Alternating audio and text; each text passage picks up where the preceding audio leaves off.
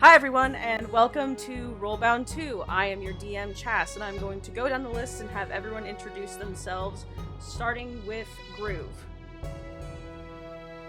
Good tidings. I am Groove, and I am bound to the role of Jonathan Oneros Phage. Alrighty, Allie. Hello, I'm Ali, and I am bound to the role of Prince Xander. Alright, Minnow. Hello, I am Minnow, and I am bound to the role of Vivian Deshays. Alright, Joey. My name is Joey, and I'm bound to the role of Jay Elwood. Forgot his last name for a second. Alright, Dakota. Hello everyone, my name is Dakota, and I am bound to the role of Lysel. And last but never least, Mickey. Hi, I'm Mickey, and I am bound to the role of Emiko. Vivian dies, I'm coming back as an actual rat. As an actual rat. So, roll for initiative.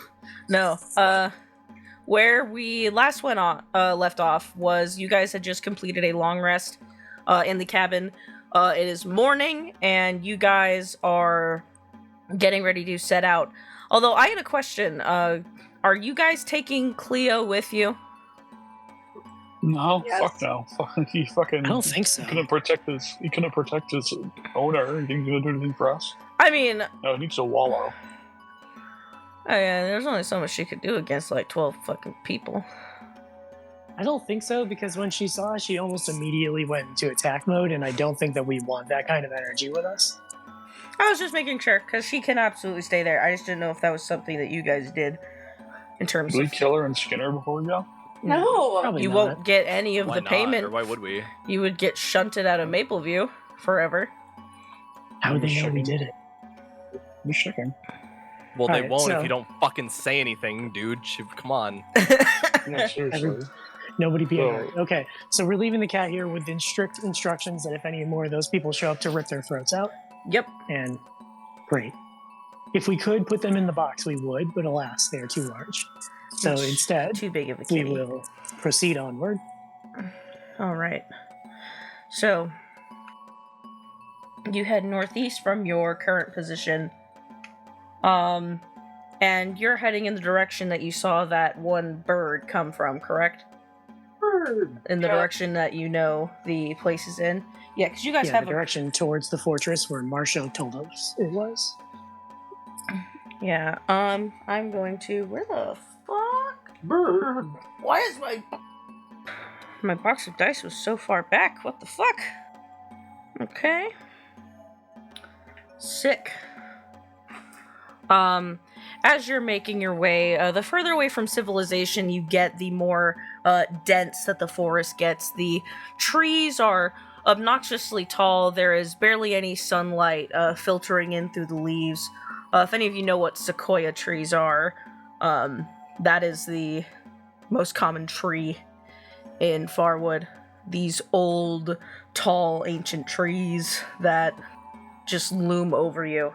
And as you get deeper, the river that you were following at some point tapers off, and you are left on flat ground. And everything slowly and steadily starts to look the same, and even a slight mist starts to fill in, clinging low to the ground. I would like Lottie-Dottie everybody to make me perception checks. You got it, boss. Natural 20! Yahoo! Is this hearing or sight based? This would be hearing based. 11, 10, 23, 26. 23. Oh my god. Oh god damn it. It's happening again! Xander, Johnny, and Emiko, as you're all wandering through the woods, heading in the right direction, you start to hear a weird noise. And at first you think, oh, it's the wind through the leaves or something, and you continue going, but no.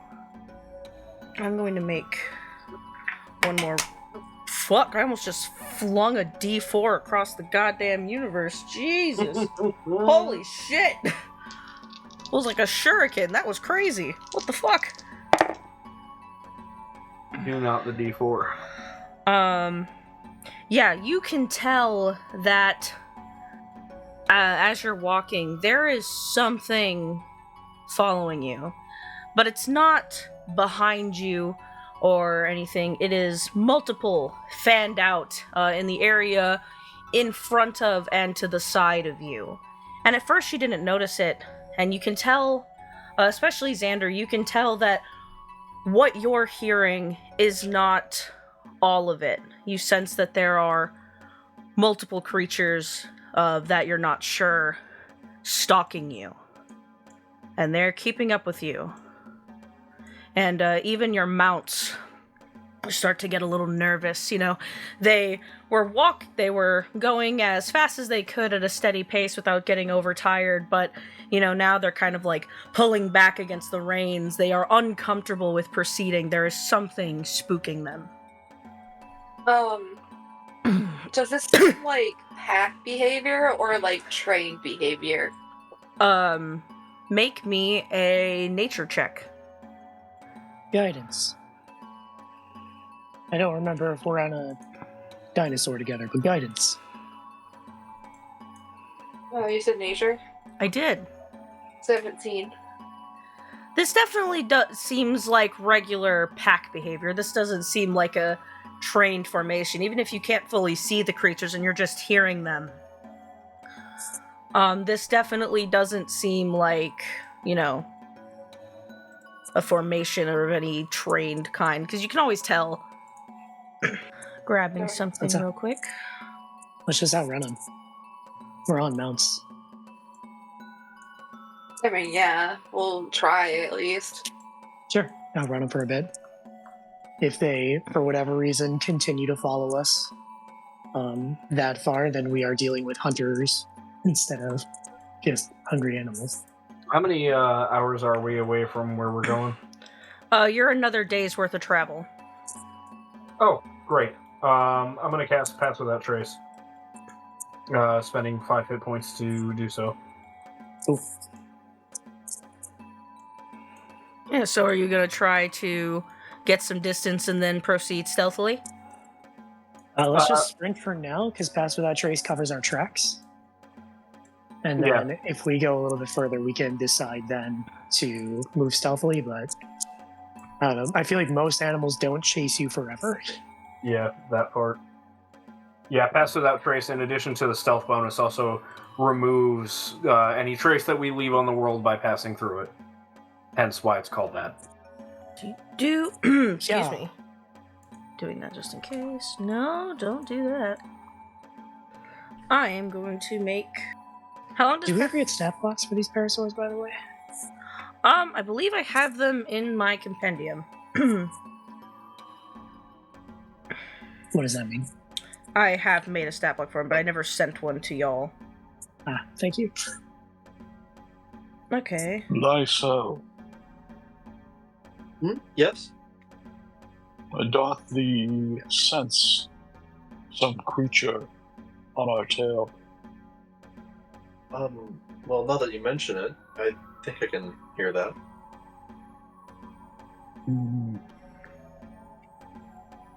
Disconcerting. What did you think we should do? Should they keep up their pursuit? Well, if they are animals, they do need to conserve an amount of energy. It would make sense that we should be able to shake them if we move far enough. And if not? Well, then I suppose we would need to fight. Johnny nods. He seems satisfied with your simplistic answer. All right, so we'll travel for a while at 120 feet per round. That's pretty solid. Let me check something. Worth noting, the Pass Without Trace would affect the Parasaurolophus as well. Yeah, since they're within 10 feet of you. 20 feet, but yeah. 20 feet, my bad. If for whatever reason this doesn't work and we get surrounded, everyone just move into the middle and I'll cast Fog Cloud. And then Johnny and Jay can wreck shop. Yeah, no, sorry, I was looking at the thing pursuing you speed. After the parasaurs carry you on their way, because these things are, especially together, twice as fast, after maybe about half a minute of just full sprinting through the forest, weaving through the trees, not leaving any trace, Xander, Emiko, and was it Johnny that got the other large one? Yes, it was. You all look behind you to see if the coast is clear, and you see that there is another animal that was, like, roaming around, kind of looking at y'all like, where the fuck are you going? And then in an instant, 6 large creatures, to be specific, they are raptors, all pounce on it at once. And the creature is barely able to get away, and you see them start tearing into the thing, as they could catch up to this thing, but they were not fast enough, even starting a little bit ahead of you, to keep up with a 120-foot dash.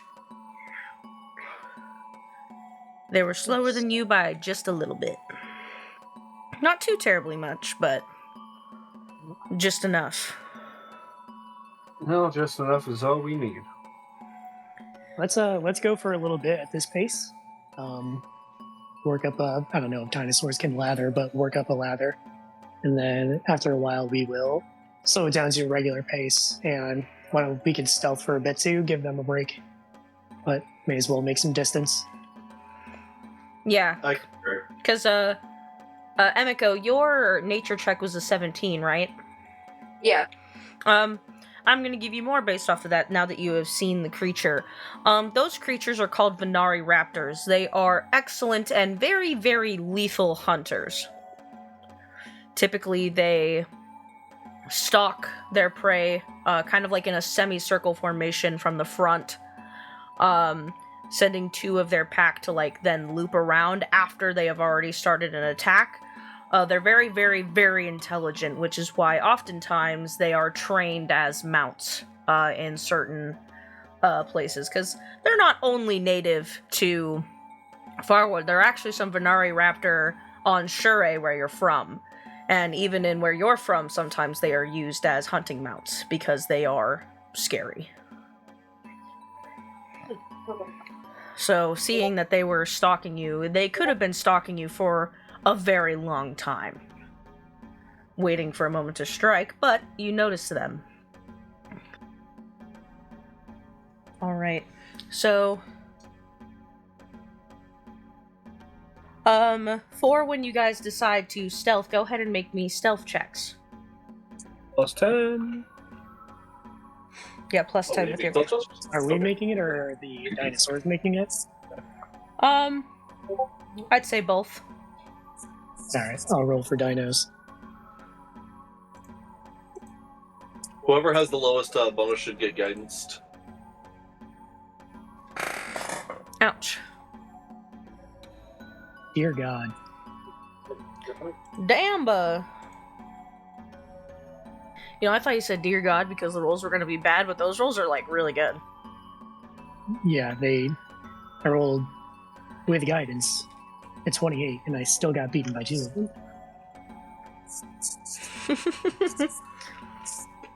Hey, that means that those parasaurs are like, nope, I'm not getting eaten by a raptor. Fuck that. Nah. Not today. Yeah, so without a hitch, you all make it out of the Venari Raptors' hunting grounds and continue on your way, and you all take a second to notice after you are out of that kind of tense situation that you are now deep, deep, deep into the woods. And making a roll. Ooh, fun. You continue this way for a few hours. You're a little over halfway through the traveling day now. once again, everything starts to look the same. And I need everyone, one more time, to give me a perception check. Hearing based.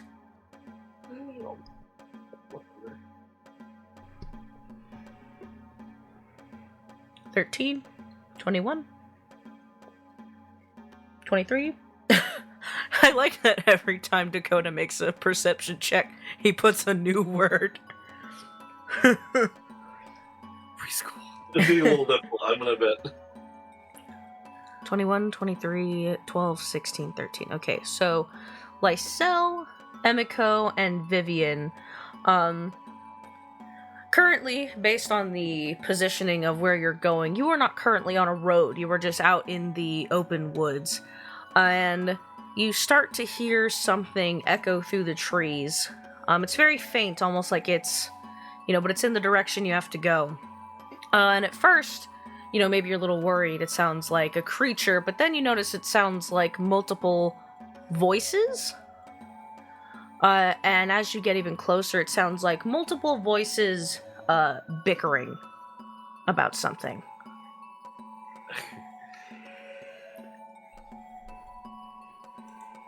Okay. I don't Can know we- why the way that you said that made me think of fucking $1,000 pyramid or whatever the hell that show is called. I don't even know what that is. So it's been a few hours, right? Yes. Okay, so past that trace is gone. Viv will hop down. Emiko, Lysel, as my dexterous people, y'all want to come take a quick peek? Sure. Oh yeah, absolutely. Great. Pass that trace again. Let's go observe the source of this bickering. Everybody else stay 60 feet back. And if you're on the parasaurs, that should be plenty. Yeah, and as you draw closer, the words start to get more clear, and you hear, "Well, I killed it." "No, you didn't." "He killed it." "No, I didn't. You killed it." "Well, we did half the work. We should eat it." "We all should eat it. We can't all eat it." Vivian gets the point. What am I looking at here? In directly in your way, without having to go around and navigate through the fucking thick-ass forest, you see that there are a group of kobolds arguing over the corpse of a parasaur.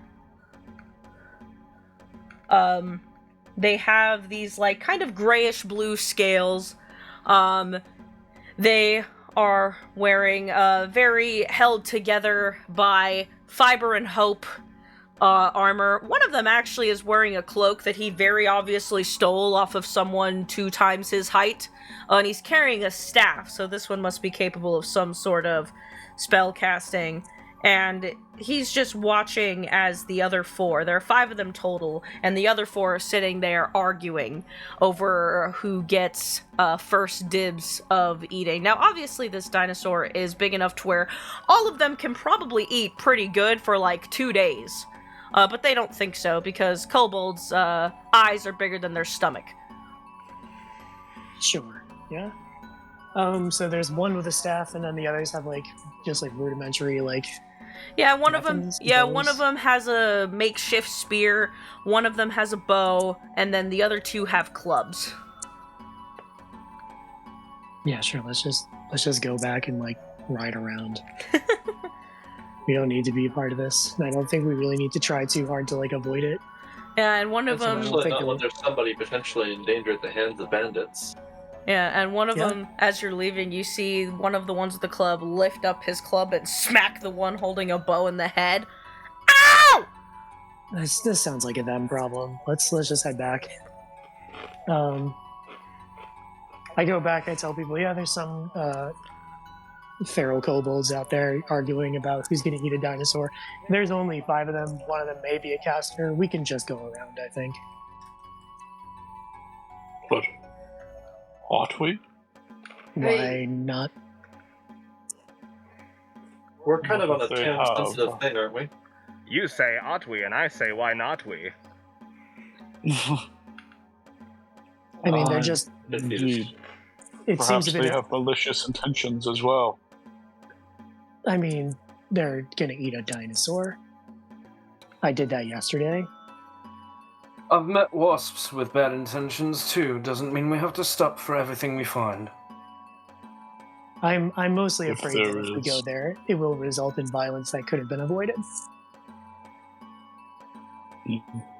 Johnny wipes his mouth. Nothing wrong with that. Could we at least clear their intentions, mistress?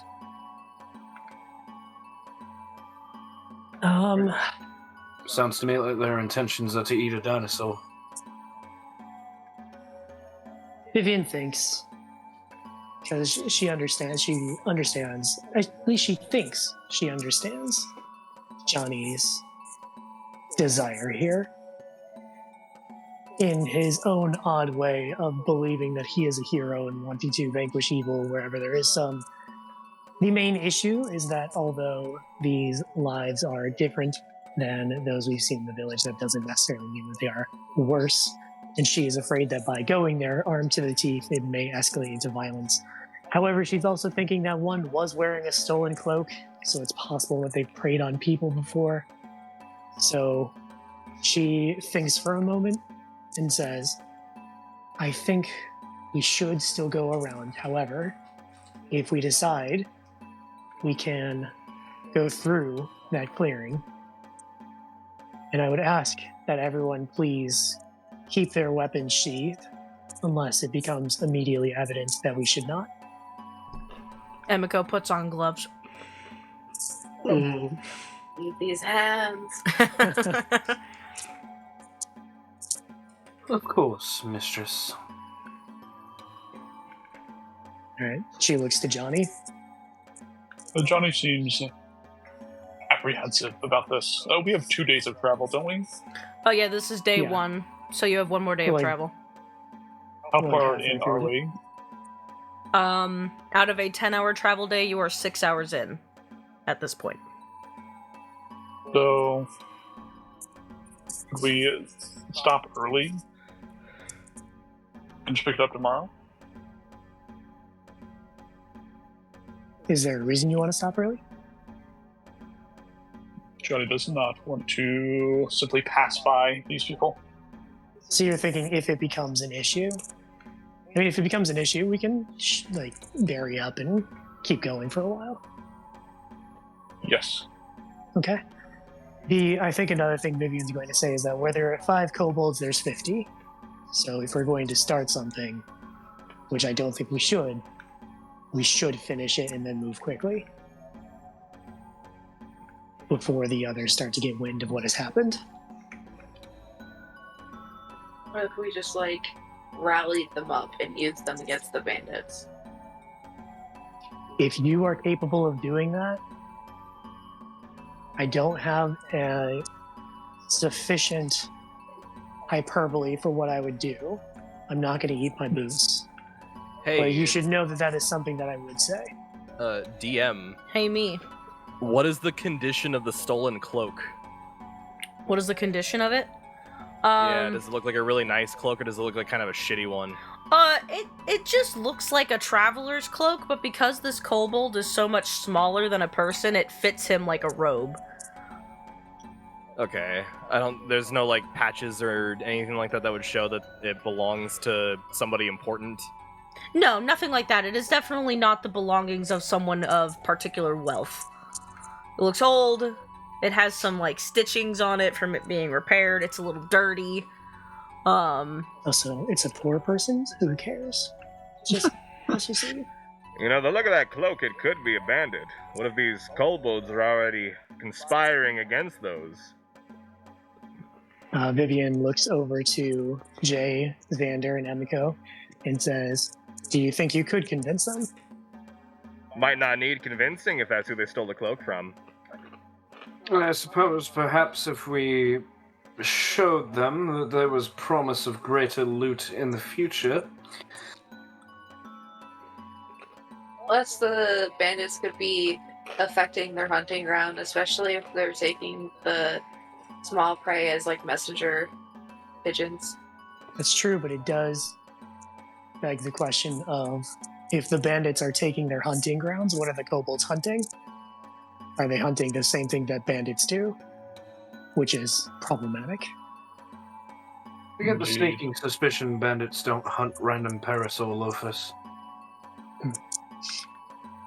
All right. Mistress, may we approach? Yeah, everyone, let's mount up.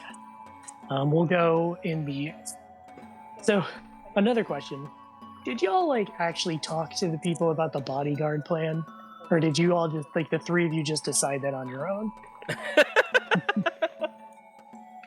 Oh, Xander decided that upon meeting Emiko. I don't know about the rest of y'all. Okay. I think it'll probably come up at some point in time, but it's I- something I'd definitely like to discuss in game. Okay. So I just like the idea that, like, for some reason Vivian can't shake Sir Elwood, and she can't figure out what it is. She's like, all right, yeah, I guess I'll get back. All right, fine. Get on the dice or Sir Elwood. Jeez. Great. So, yeah, we have Elwood, Viv, 1 dino. We have Emiko, Xander, 1 dino, and Lifestyle Johnny, Final Dino. Fino Dino. Fino Yeah. Dino.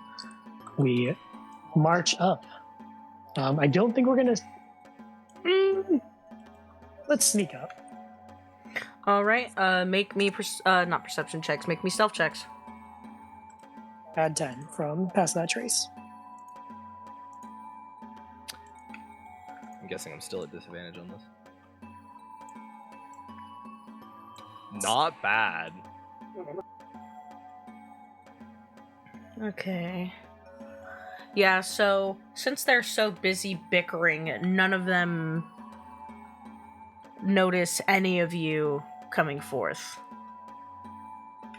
I think you all Can I got it in. What's Take up? an insight check when we have these things in line of sight to see if I can get a read on how they would react if I approached in a more casual, social manner.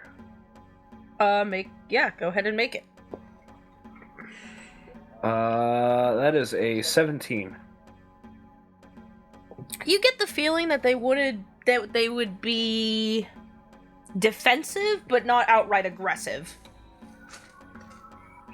Because, they're fighting over food right now, and these kobolds do look like they haven't been eating the best. I wouldn't say they're fully, like malnourished or anything. Like, they are definitely still, just above healthy. But it does Sure. look like they haven't eaten in a few days.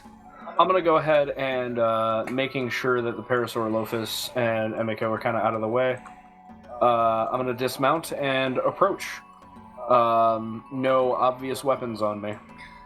And I think Xander is going to approach in such a way where it would seem like to the kobolds that he's just kind of like a wanderer, like walking through the woods.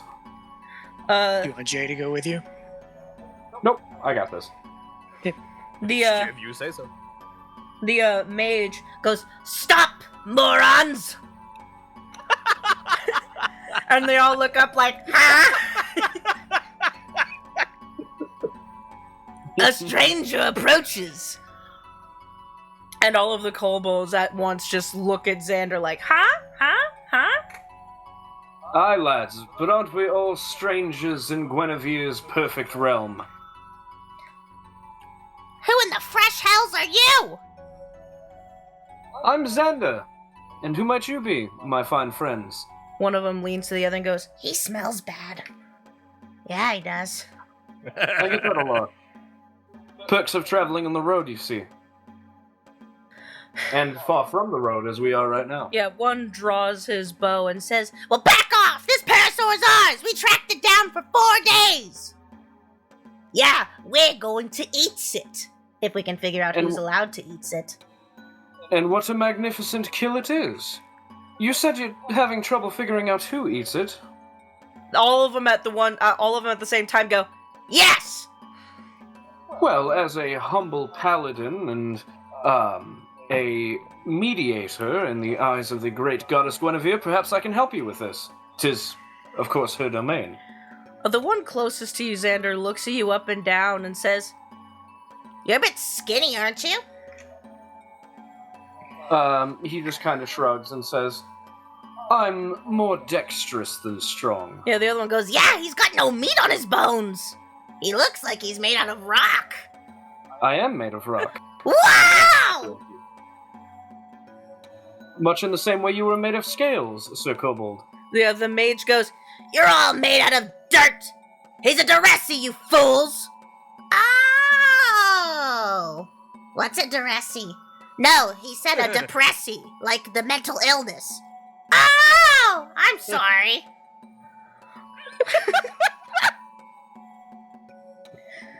"No, you idiot!" And the mage lifts up his staff and bonks one on the head, and it looks like a magical effect. It looks like glitter comes out for a second, and the other one goes, "Ow! Ouch!" My, that's quite an impressive staff you have there.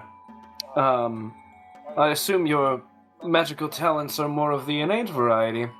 But 'tis none of my business to pry. How can I help you settle this dispute, such that we may all have the ability to continue enjoying this wondrous day?"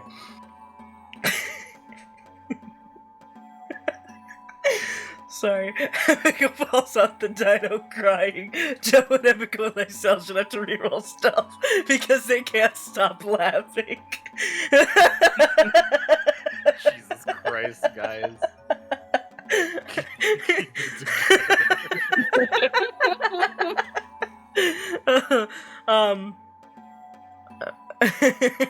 But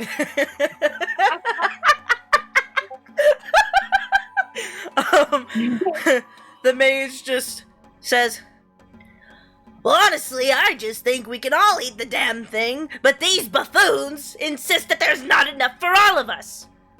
We're the only ones left in our clan, and we still can't decide who can eat a goddamn meal. It's ridiculous." Perhaps you would be amenable to, once again, a sort of mediator to help you decide this dispute once and for all with nary another stick bonking necessary.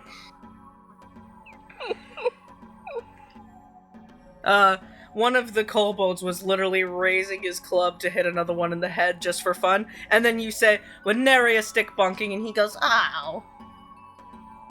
Well, who do you think should eat it? Xander is going to slowly approach. Can I take a medicine check on the Parasaurolophus to determine its cause of death? You don't need to. They killed it. Dick bonking. They killed it with what exactly? Are you trying to figure out what the killing blow was caused by?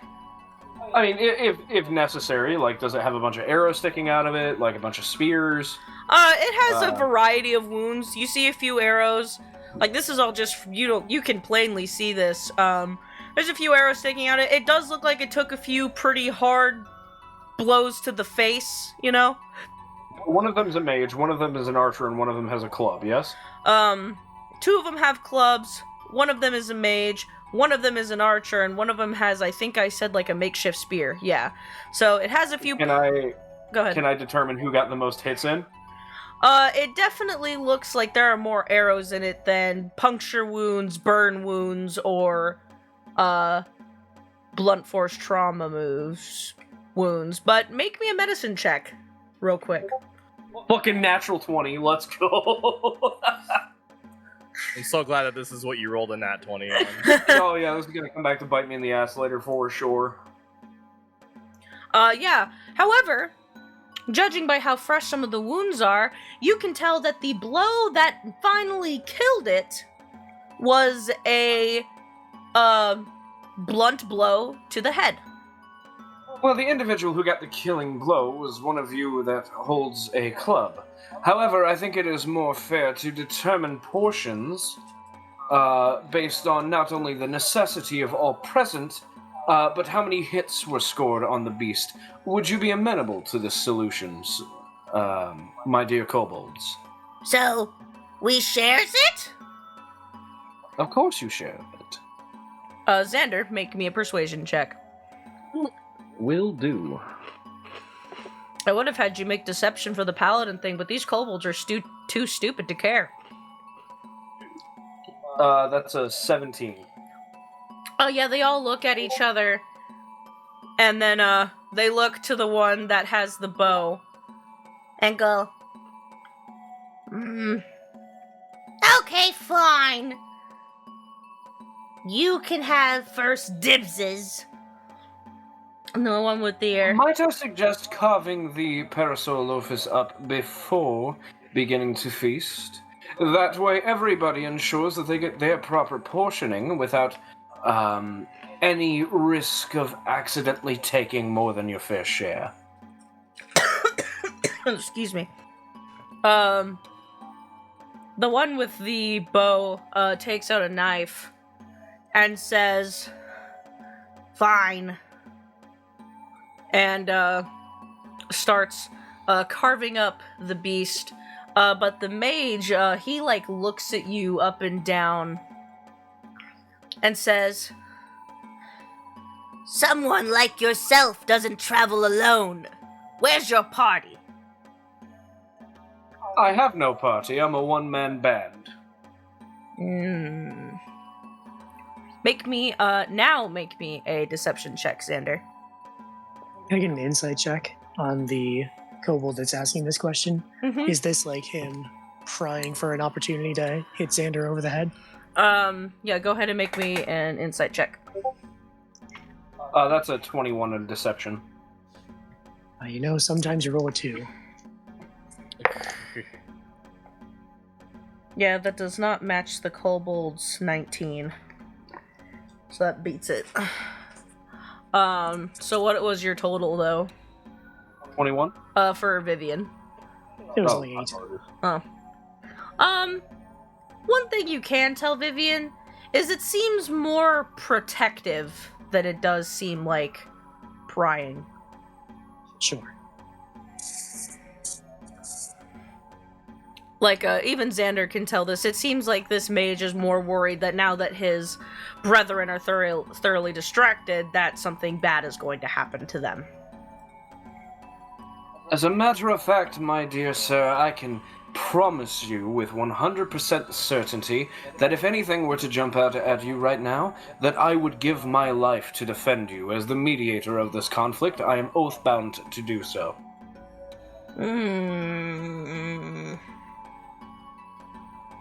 I apologize, my tall friend. With the way things have been going for us as of late, I have to have my concerns for my little brothers, you see. I completely understand. I'm not from this part of Teosia, you see, but it is my understanding that you and your kin face a lot of difficulties when it comes to the other peoples of Fair Kelmra. This is an injustice that I hope to rectify in the future. Well, in Farwood, it's not so bad. Kobolds have rights in Farwood. Excellent, as they should. But you know who doesn't care about the rights of the people? Bandits. Bandits. They don't give a shit. They stormed into our hold, killed all the youngins, killed our parents, killed all our friends. Well, the 5 of you, unfortunately, seem very ill-equipped to take on a fully geared nest of bandits. Perhaps I will see if I can find some more individuals on the road to take care of this bandit pest problem. If you check back in about a week, I'm sure whatever provisions they leave in that fortress of theirs that they undoubtedly have, you would be able to take for yourselves, and perhaps begin the process of rebuilding your colony. Oh, we're not going back to that shithole. We're going up north. That is also incredibly fair. Well, if you're going up north, you're going to need more sustenance than a uncooked Parasaurolophus can provide, so here. And I procure each of them a good berry. Oh. A little bit of sweet to help the meat go down. And all of the kobolds are going, Sweet to help the meat go down. Sweet, help me go down.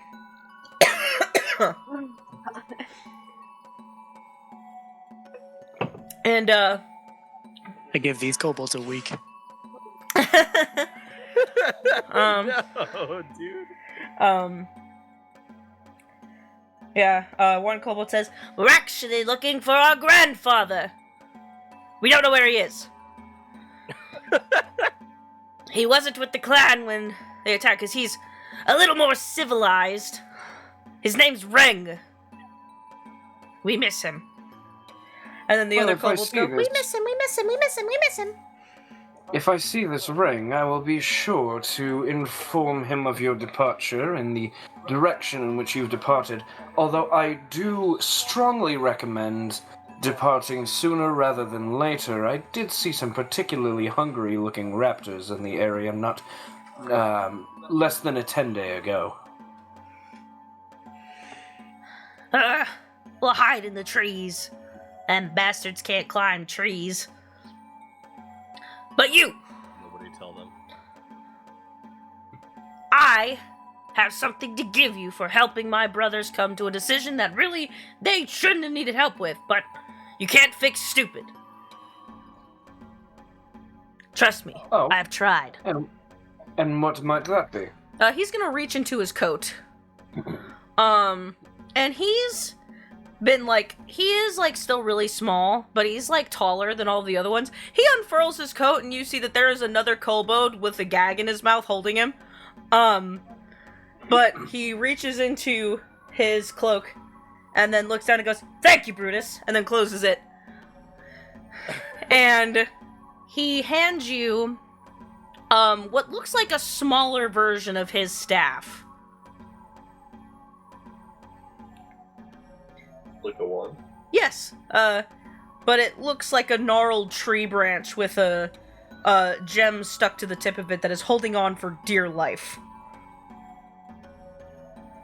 I will gladly and humbly accept it with a deep bow and say, "And I have something to provide you as well." Going to reach in my pocket and pull out a copper coin of Petrus and give it to the kobold. Yeah, he looks at it and just nods and says, Thank you, Green One. Of course. Now, with our business concluded, I believe it's best we part ways. It's been a pleasure to meet all of you. yeah, the kobolds are packing up their slice of parasaur, and they each walk up and give you a gift. They're not as fancy as the first one, but one of them gives you a particularly nice rock that has a little bit of blood on it. The other one gives you what you're pretty sure is one of its teeth. The third one gives you one of its arrows. Wait. One of its teeth or one of the parasaur loafers? No, one of its teeth. Okay, just double checking. The third to last one gives you one of its arrows. That seems to have, the arrow tip is made out of a nicer metal than all of its other ones, which is why it believes it valuable. And then the last one gives you, what you think is a goat horn?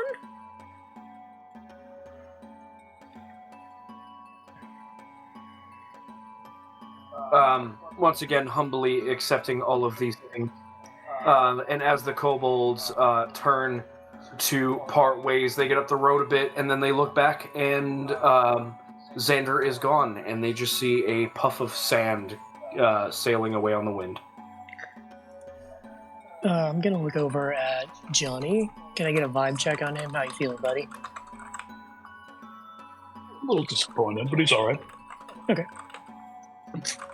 Look in the real world, bitch, she says. No, I'm just kidding. Alright, so Xander's back. Let's get a little distance before we debrief. And yeah. Oh my god. So Yeah, that kobold absolutely yanked out one of his teeth right there to give it to Xander, so it's still a little wet and still has a little bit of blood on it. I'm totally honestly- gonna try on that kobold later. I cannot think of, like, honestly, get you a man that would do that for you. So, great. So we go off a little bit, find a place to stop and say, okay, so only the 5. Didn't seem terribly bright, so maybe not the best to use. You know, he just like opens up the bag and like holds it out to you, like you want to dump the tooth in there. Xander will go ahead and put everything in the bag, yeah. He is going to, after he dips it in, he is going to take out the Stick of Cure Wounds after it's had a minute to kind of mend itself, and say, this item, I believe, is going to be of particular interest. Yeah, and it just literally looks like a stick with a gem at the end of it. Like, it's... it looks like the gem is holding on for dear life, but you stick it in and it doesn't try to mend itself. Like, it has been constructed that way on purpose, and miraculously the gem stays in place. You're assuming that's the magic binding it. Can I druid craft some grass to kind of reinforce it? Yeah. Sick. And then, yeah. There's nothing else. I believe we can skedaddle. I'm so glad you guys stopped to do that. Well, just so that way we can say we did, we'll have Johnny identify the wand just to make sure it's not fucking cursed. But I'm sure it's not. It is indeed not. Great. Aw, man, I'm so glad you guys did that. Oh, speaking of books, I want to get my once a day vision on the magic shop book. Oh, yeah. You open it up, and once again, you know, it feels like you are transported to that place. You smell the smell of burnt marshmallows and also new books. As you see, this magic shop is getting a delivery, and you see that there are a bunch of magically reinforced crates that someone is opening, but their face is blurred for some reason. You can tell the individual is a man of like tall stature. He appears to be an Arican. Once again, reminding that's Teosia Tiefling. And he's like excitedly opening it and taking stuff out of the crate. There's the magic shop is particularly busy that day. But of all the things you see, you finally catch a glimpse of something that might give you a hint at a location. But make me a perception check. This is sight-based, obviously. You have to kind of like squint in your quote-unquote mind's eye, because this is a vision, to try and make it out. But if you focus hard enough, you might be able to.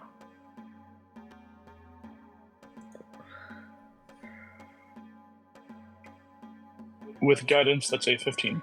Yeah, so you finally notice that, like, because most things, this is very dream-like, a lot of it's kind of like in a haste, or if there's anything written, you usually can't make it out, but there's something that actually clears up, and you squint real hard, and you see S and then reach, because the sign isn't fully visible, it's like cut off. Does this ring any bells? Make me a history check. Guiding myself. To 20? You know that the capital of license is called Snow's Reach. Got it. Keep that in mind. Okay, we are going. Yeah, and at the nearing the end of the travel day, do you guys want to push forward or just buckle down? Go forward until someone gets a level of exhaustion. Cool, so make me a round of survival checks. Survival? What do you do? Don't you mean constitution checks? Are they constitution checks or survival checks? No, If you're typically, trying- You make a con save if you're trying to avoid exhaustion. Fuck, I'm stupid. Con saves. Well, we're stopping for the night. Yeah. Alright, well, Okay, well, 5. 20, so I don't know what the hell happened to you. I got a natural 2. okay. 11. What was Remember going that on? nat 20 you rolled earlier? Yep, I told you that. I was paying that one back. Ah, two Oh, no. of you. Saddle sore. This fucking Xander just yawns loudly from the back of the Parasaur office. I'm so tired. How do people keep this up all day? Very carefully. That prompts Lysel to yawn.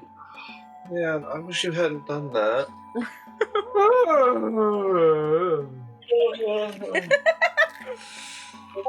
Alright. I'm So, gonna have to yes, ask all of you to stop yawning. I think Vivian has already gotten off the dinosaur and is just setting up where we are. Great. So we got, what, a total of 11 hours of travel today? Just about. And we have another how many to go tomorrow? Basically another 8, so almost the full day. Okay, so we're going to get there late. Might work. Yeah. Here's the thing, though. If we go one more, we would get there after 7 hours, which would mean all of our rest casts would still be up. Well, we could get there late tomorrow, do some recon, and then hide, take a long rest, and then go in with all our rest casts.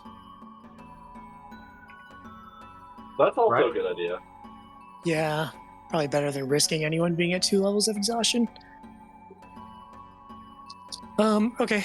Yeah, we'll bed down for the night. Sick. What's your watch order? How many watches do we gotta cover? Or Johnny can be up for all of them, kind of. Yes. So let me write it down. Let's go. I mean, if it could just be Johnny, then it could just be Johnny. Mm, We can keep company. it's usually best. I mean, we get 2 free hours to just be awake anyway, so it's usually best to have other people up too. Xander or Jay, which one of you has a better perception? Well, I'm at disadvantage right now. Sweet, Jay it is. Plus 0. Jay it is. Familiars can assist. There will be a familiar on all of them except for the one with Lysel, we'll say. Okay. Alright, so who's doing first watch? Johnny and Vib? Johnny and Viv. Alright. I'm going to roll something real quick before we even get this started. Let's get it started. Alright. Vivian and Johnny, I need you both to make me perception checks. Oh, thank you for pre-rolling those, Groove. I appreciate it. I just noticed that, my bad. I was like waiting for you. So 20 and 16. Vivian has also conjured up an owl who is currently swirling around. And they don't even worry about their perception check, actually. It's fine. Yeah. For the first half of your watch, nothing seems to really happen. You hear some groans from the woods, but nothing where it's bothering you. At most, it's like a traveling herd of herbivores that are just trouncing around and avoiding you because there's a fire. But Vivian, as you're sitting down, doing whatever, you get this cold feeling that starts at your fingertips and kind of like travels up your arms. And, you start to sweat despite feeling cold, and it like drips down your brow. And this usually only happens when something very familiar is going on. She's already rummaging through her bag. Yeah. Reaches into her bag. As she's doing so, on her shoulder, Gale is looking a little bit like tired, like that was a big stretch, and like rubbing her eyes with her little weasel paws.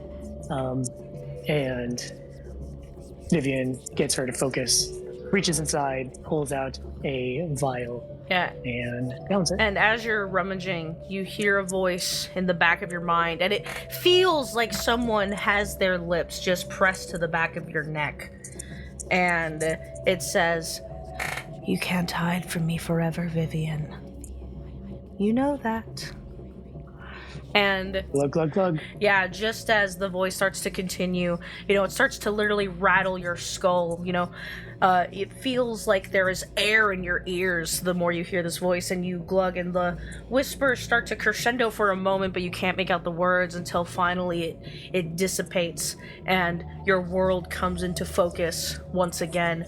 But it literally almost feels like the singularity of you like zoning back in, almost like your spirit left your body and you are now zoning back in to your own mind. Yeah, for a little context as well, the vial that she pulled out is very small. It's like maybe an ounce or two of liquid that is in a small glass vial. The liquid itself seems to be perfectly clear. However, when she puts her hand around it, you cannot see her hand on the other side of it, as if there is some sort of strange mirroring effect. And as she downs it, for a brief moment, all the stars in her eyes disappear, just for a split second. And then they reappear, and she breathes out, and there is this little puff of bluish green smoke. Not in the same way that like a dragon breathes, but like sort of imagine how your breath looks when it's really cold outside. That's the sort of vibe here. And after one of those breaths, she corks the bottle, puts it back in, and Gale looks bright and alert and ready to go again, and she finishes her watch. Yeah, and would Johnny have seen us? Unless she would have tried to be sneaky about it. Here, Johnny, make me a perception check. Vivian, make me a sleight of hand check. Yeah. Is this hearing or sight based? Sight, because you're trying to see. We'll contest this.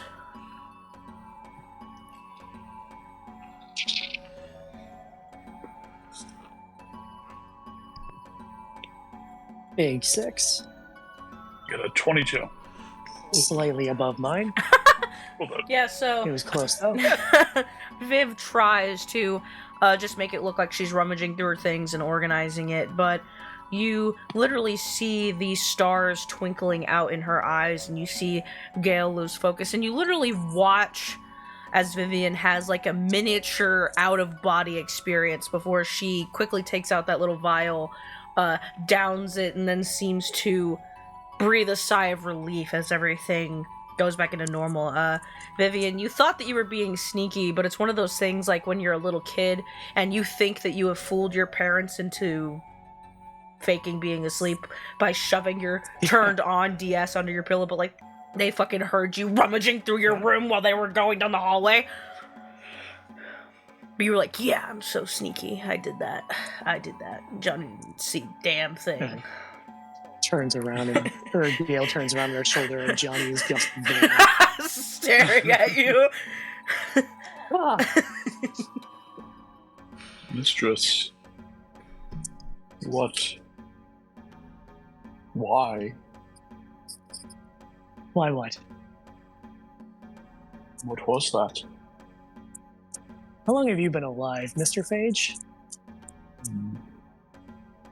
How long have we known each other? About a week now, right? That's me asking Jess. I believe it's a little over a week at this point, by like a few days. A few days over a week. Then 5 days in a week. You don't remember anything that happened before that 5 days in a week?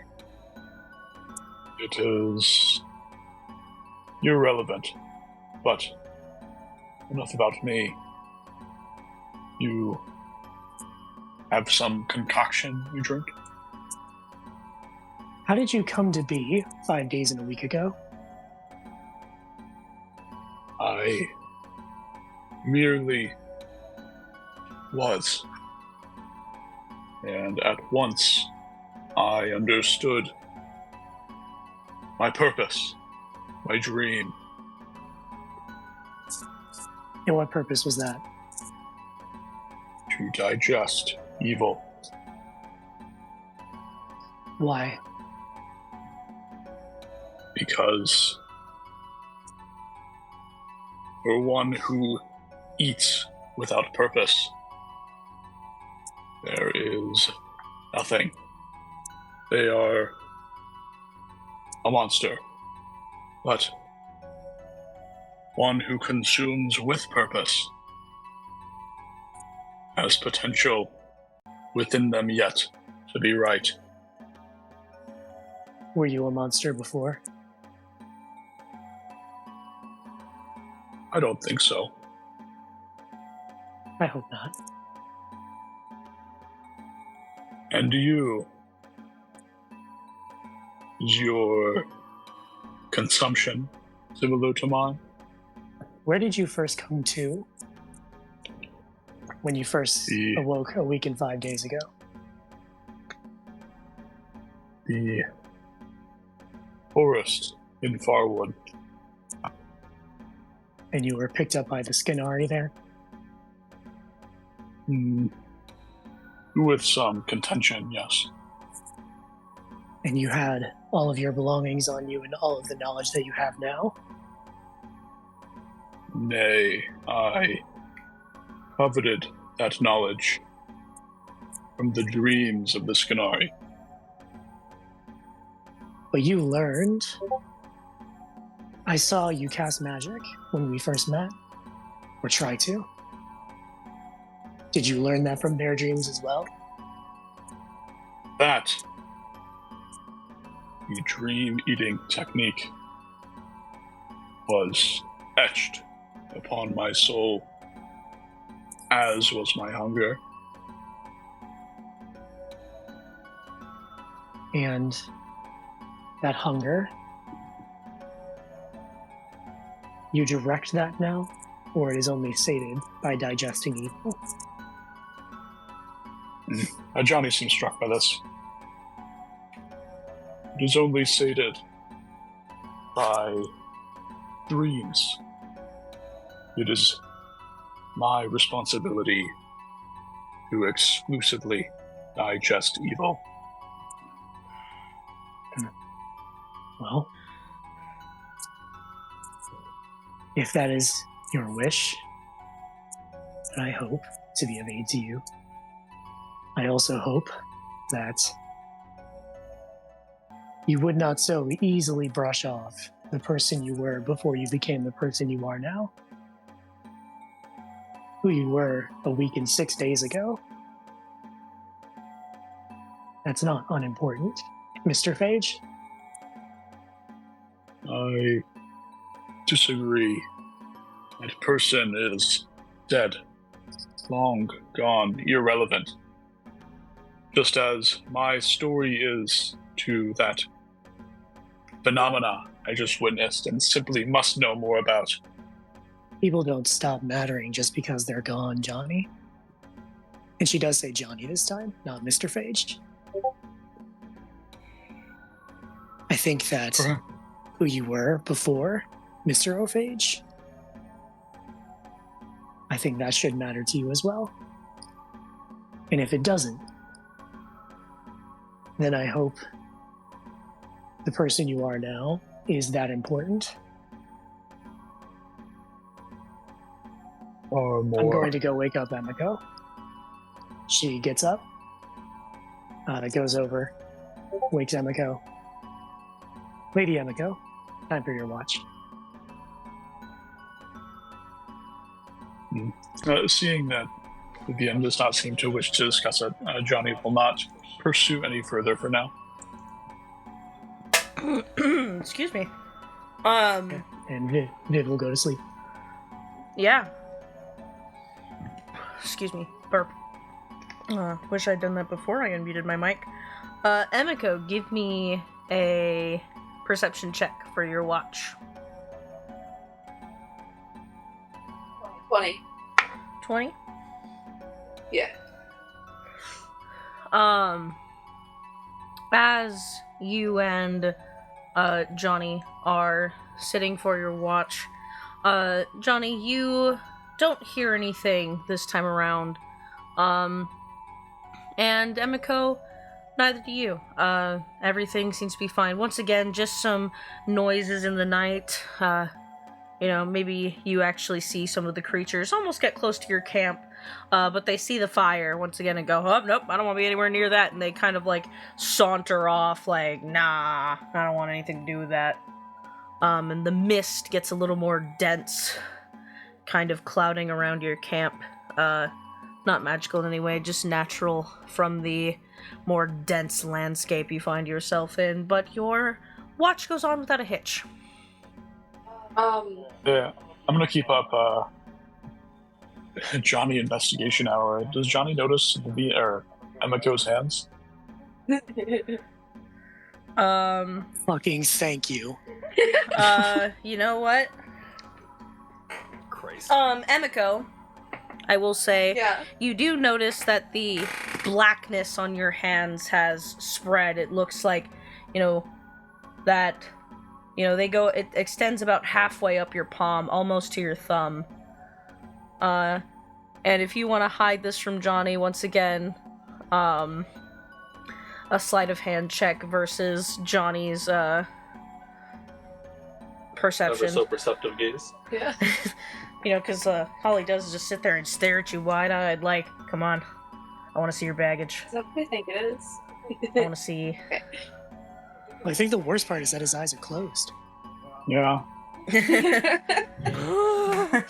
He's just behind you, standing upright, dead asleep. I got a 9. Oh my god. Should I re-roll my perception check? Yeah, because this is specifically to see if you can decipher any of Emiko's. Yeah, I got a 21. Oh my god. Oh, this is so good. Yeah, so, almost weirdly, Johnny, your other friend goes to sleep, kind of frustrated with her secrets being pried into, and then... He doesn't look frustrated at all. No. Just to be clear, just to clear that up, Viv did not look frustrated. Okay. She just went to sleep. And I was like, oh, I don't vibe with this conversation anymore. Good night. But your friend goes to sleep, and then Emiko gets lost in, kind of examining her hands, and you notice that from her fingertips to the middle of her palm, her skin has turned charcoal black. While Emiko is doing this, a shadow looms over her from the fire, and she looks up, and Johnny is bunched down over her head, now seemingly absorbing the odd sight of her hands. Emiko kind of jumps and smacks him in the face with her tails as she puts space between them and was like, "Are you always this fucking creepy?" I apologize if I've done wrong, Emiko.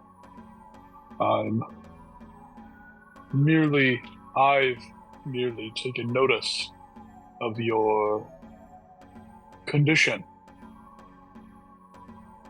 And as I recall quite well, you haven't always suffered in that way, have you?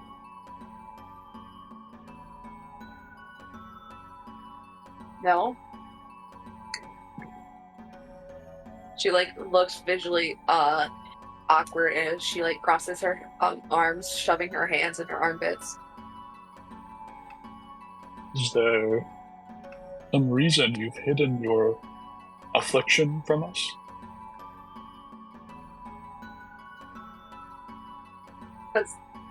Because it's probably nothing. It's just some really hard mud that I haven't got off my hands yet. It's fine. How strong is your belief in that statement, Emiko? Are you truly without fear for yourself? fear that perhaps in some way you are on the verge of transforming. Transforming? In some negative and irreversible manner. Sure, it's not that bad. Nay, but surely it warrants investigation, does it not? Right, I was going to look into it when we got to Skymount.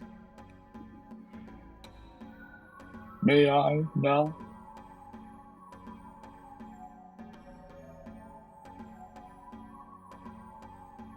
Why?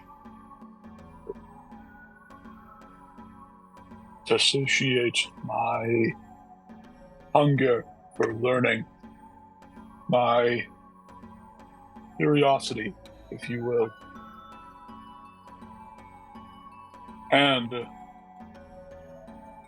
for my concern as well.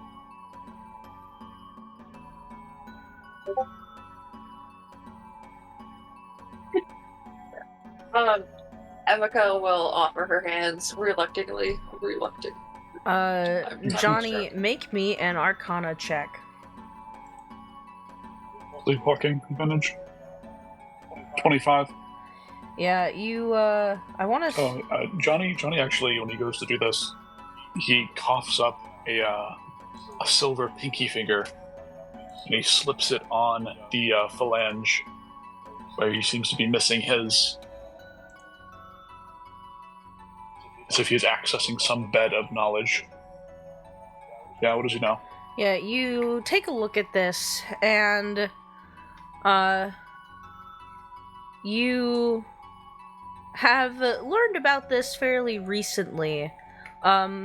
This is a rare phenomena that happens to certain people who use magic, especially people who aren't someone like yourself, attuned with magic, like a wizard or a sorcerer, you know, people who use it as like a secondary to their other skills, but more specifically, people of a more spiritual background have this happen to them, especially people that are clerics or healers of some persuasion, where it's almost like on a soul level their magic clashes with their body.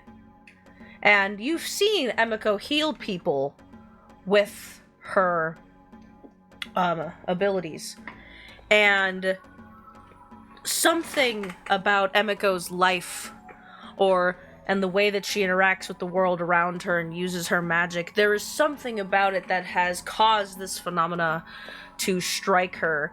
And it is not a curse.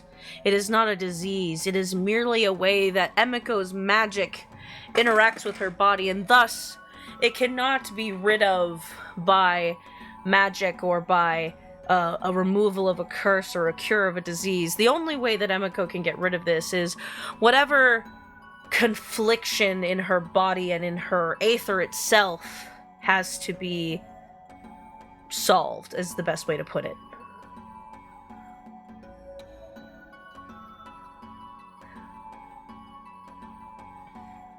Yeah, Johnny relays this. Certainly a matter we must resolve in Skymount.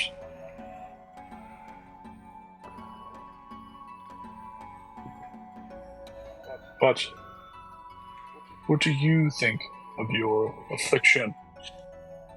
A condition which your magic cannot heal.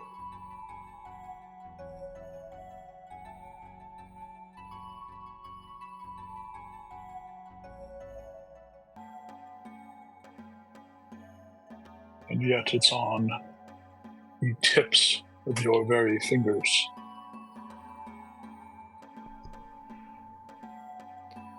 How does that make you feel, Emiko?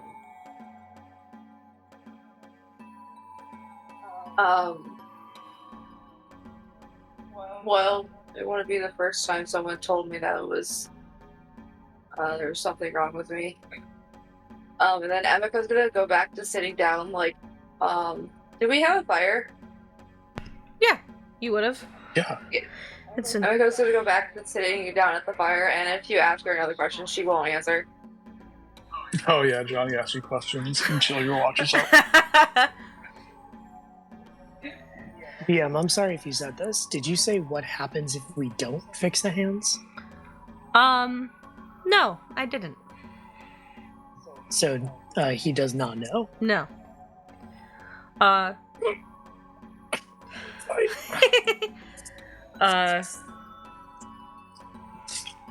He knows that it certainly isn't good. But in detail, he does not. Especially since it's such a rare phenomenon. Don't stop him from asking, though. Yeah, of course. Okay, cool. End of watch. Who's next? Johnny and Lysel. So... Oh, great. So, Lysel, go ahead and make me a perception check. Oh, damn, you're... Okay, I'm fine. It's okay.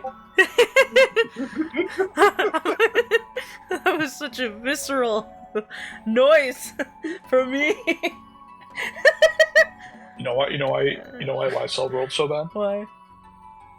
Because Johnny's gonna fucking harass her.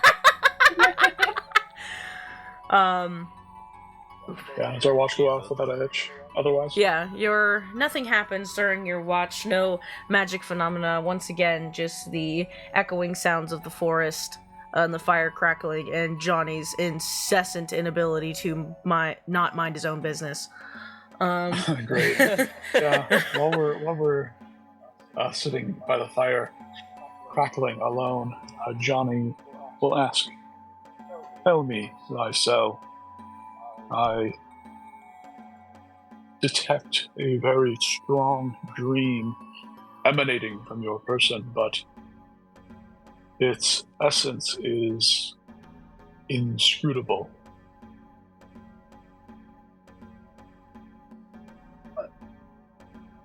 I'm sorry? What might your dream be? Well, I wasn't terribly sure up until recently. I think after watching all those knights ride in, way back when we were at the Skinari compound,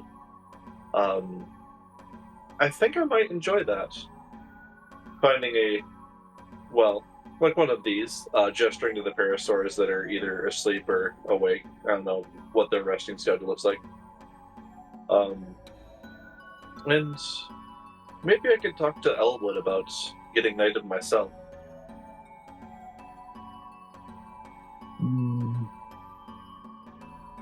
For what purpose do you pursue these ends?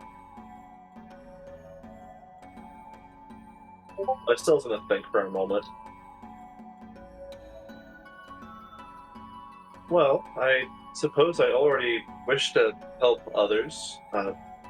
Maybe those that don't have the capacity to help themselves. And it would be nice having an animal companion to do that with. Things seem to align. Yeah, Johnny has gotten progressively closer as the conversation has moved. Your ends are benevolence, then? I think Lysel's gonna scooch away ever so slightly. Yeah, I guess you could say that. Tell me, Dakota, if Johnny were to detect the essence of Lysel's dream, would it be pure of heart, exclusively benevolent? Yes, I'd say so. Yeah. Johnny smiles, his hopes confirmed. That is marvelous. There is nothing finer or sweeter than a benevolent dream in this world. And could you tell me, perhaps what sparked such a fine dream, that I may propagate it in the world. Well, I haven't been around this kind of place for a terribly long time. Being what I am and all, Aetherkin, I believe Ada called me. But when I first came into being, it was a pretty rough time. I didn't really have anyone to lean on, or anyone to ask questions or teach me how to survive, and that all changed when this really nice woman, her name was Ada. She found me in the streets, so to speak, and decided that she wanted to help me. She taught me to deal with the voices of the spirits of the dead, and, well, even use them for a greater good. I'm not really sure where I'd be if it wasn't for her. So I kind of want to spread that to others.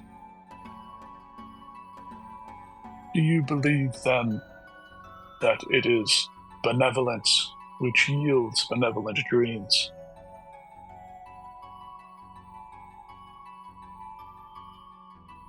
Yeah, I think that's right.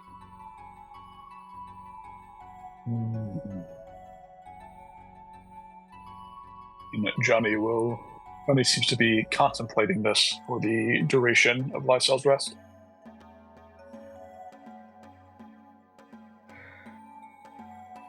You mean watch, right? Yeah, whatever. That too?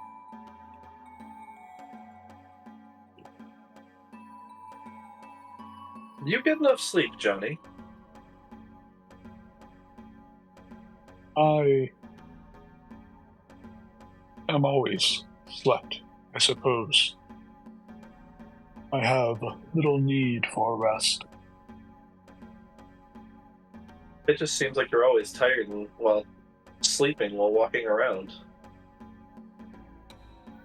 Fatigue, I suppose, must conserve my energy until the next meal. Is there any particular kind of meal that you favor?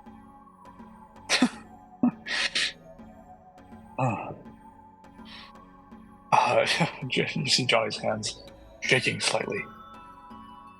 There is one I am quite curious about, but my duty absolutely forbids me from consuming it.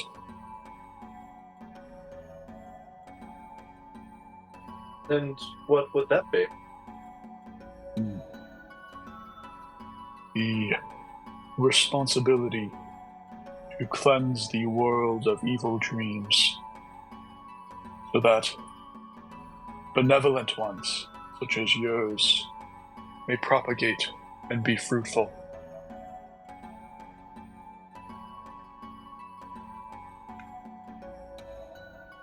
So you have a lot of work to do then. Johnny smiles a bit. I have fine companions to aid me.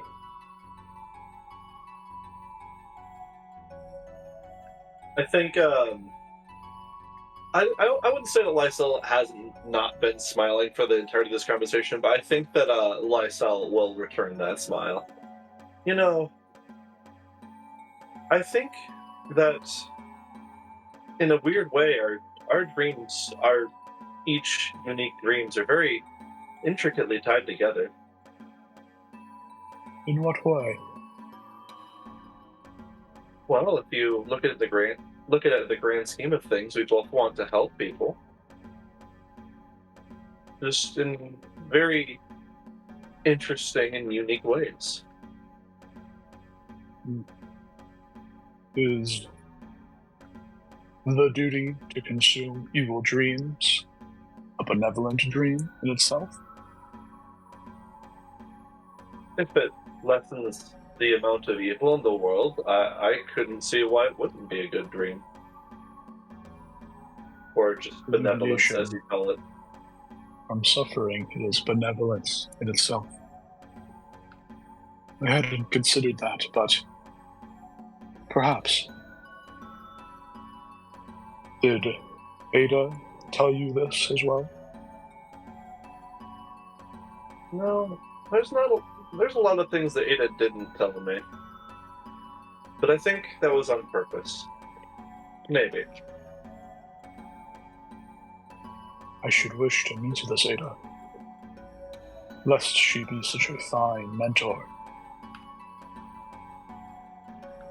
Well, maybe we'll find her again sometime. I'm sure that she would love to meet all of you. Assuredly. And I sense that you're pining to meet her as well. Mayhaps. If you so wish, you're welcome to abscond from my dreams and see whom I speak. Ah, truly.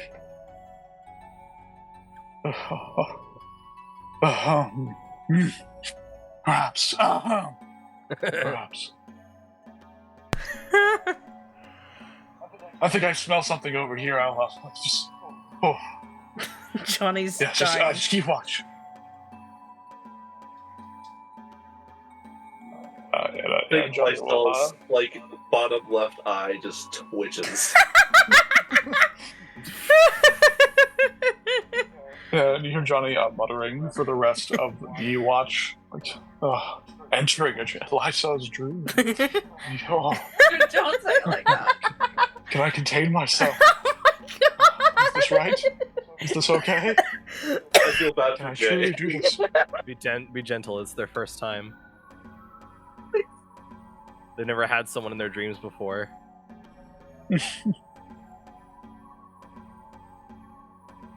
Jay wakes up to the sound of violent masturbation from the other side of the bed. Oh god. Never start a sentence and halfway through you're like, I gotta commit, but I don't know if I have the strength to do so. Okay, last watch. Jay, make me a perception check, please. Okay. 17. Holy shit. Okay. What I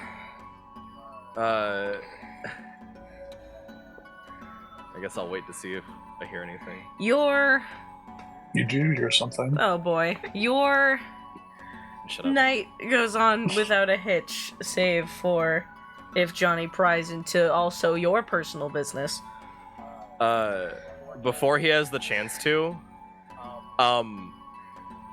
Jay, either because he forgot or because no one told him, has no idea that Johnny is in a constant state of just like eyes closed, eyes wide shut, if you will. Eyes wide shut. And he is going to take off the helmet while everyone is asleep, in quotes. Oh shit. Gasp.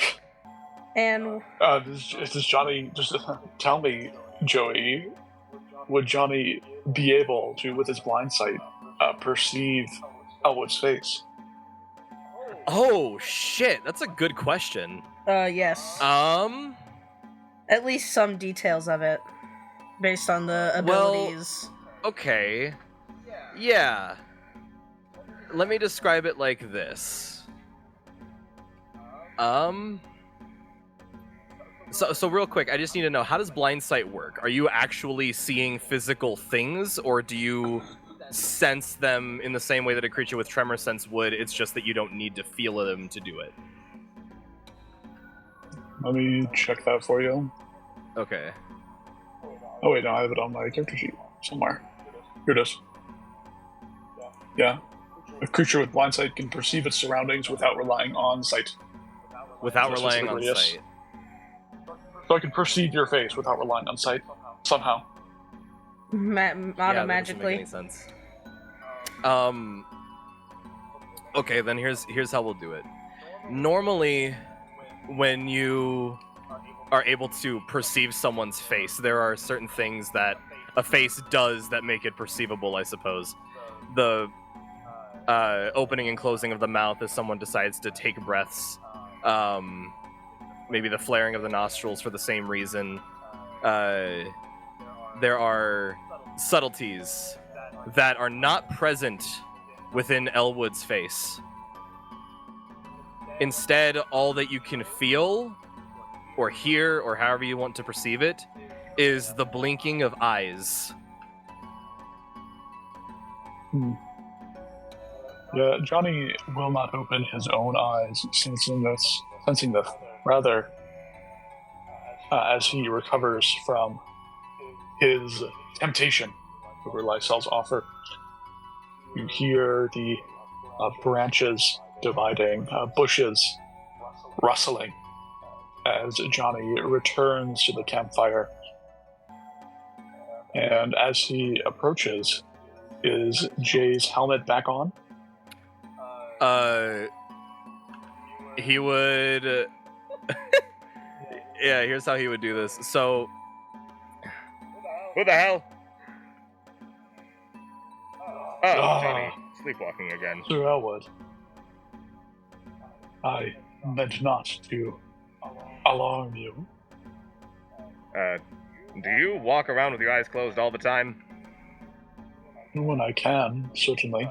Helmet back on or helmet off? Helmet is still off.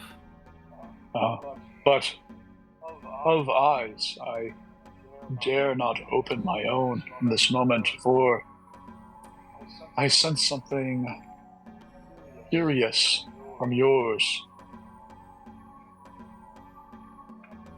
May I? And Johnny approaches, reaching out a hand towards Elwood's face, as if he's trying to inspect it. You're not going to find much there, friend. If uncontested, his hand will begin moving about where one would typically expect such features to be. Does Jay's voice still sound muffled? Yes, it does. As you feel around his face, you have this. You feel this weird sort of shudder as he says, "What in the fuck?" Which you, I assume, promptly ignore. Yeah, of course. And it almost feels like you are touching a reference doll for an artist. There is no discernible nose, no discernible ears. And even where you would assume a mouth to be, instead you just feel a very, very thin line, almost as if a piece of rock or a piece of wood were splintered down the center.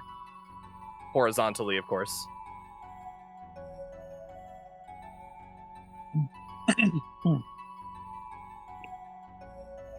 People such as yourself, are they typical in this land?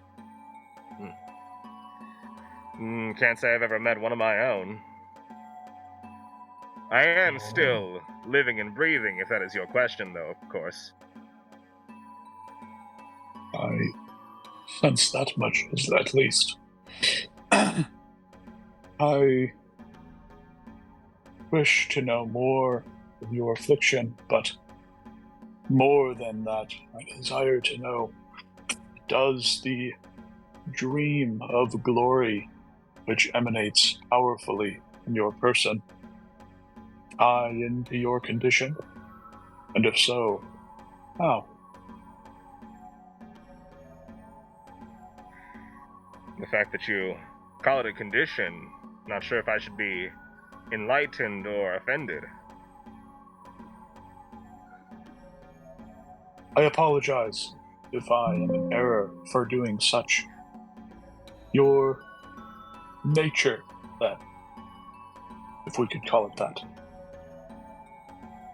Well, if you agree to take your hand off my face, then I shall repay you in kind by peeling back the veil, so to speak.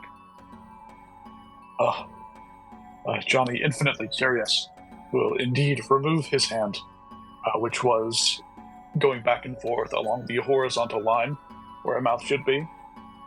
When, by the way, while he was talking, you couldn't feel it move. Oh, intriguing. And as you remove the hand, a couple of seconds pass by, and you wonder whether or not Elwood is actually keeping good on his promise until you start hearing the sounds of stretching and peeling and squelching as the sound of what you've heard before in some instances as possibly flesh knitting from being healed or possibly stitched back together. You hear this in the opposite, as if something is being pulled apart and peeled away.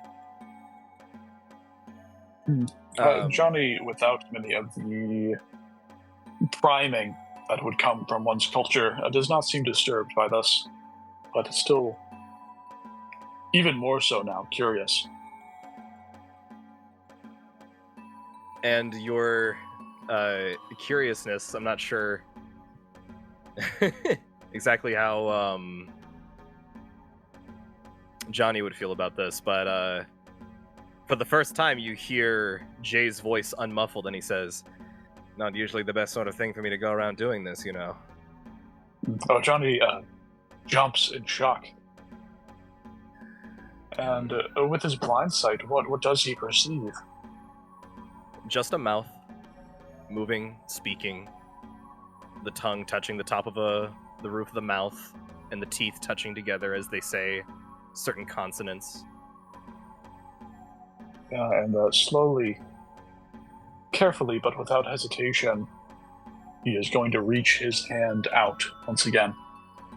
This time, Jay is going to very gently grab hold of your wrist and push it away.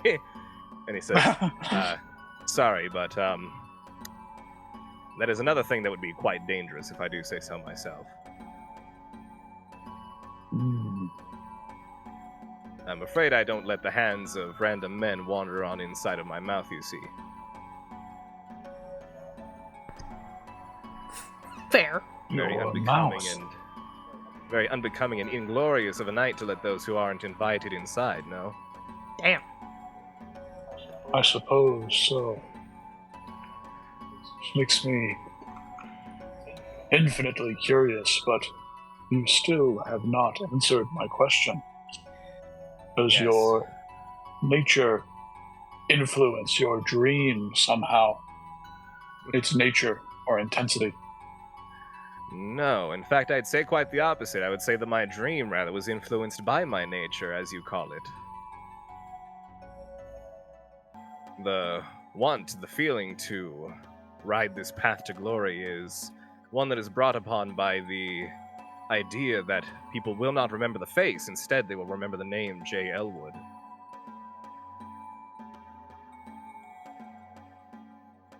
And as far as what my dream is, I'm sorry to say that based off of your rather zealous and or pious nature, that mine is not as good as it might seem. I don't know if you had heard before, but I have said once that my path to glory is paved with vengeance, and that statement will hold true until I have exacted such revenge. Hearing this, Johnny's lips curl into a different kind of smile. A sickly one, as if he feels he's found some kindred spirit. Are you searching for the people responsible for this, then? No one is responsible for this, save my mother, mind you. This is just what I am. But What she reason will never, you have to pursue vengeance, then? because she will never be able to see the kind and good hero that I become.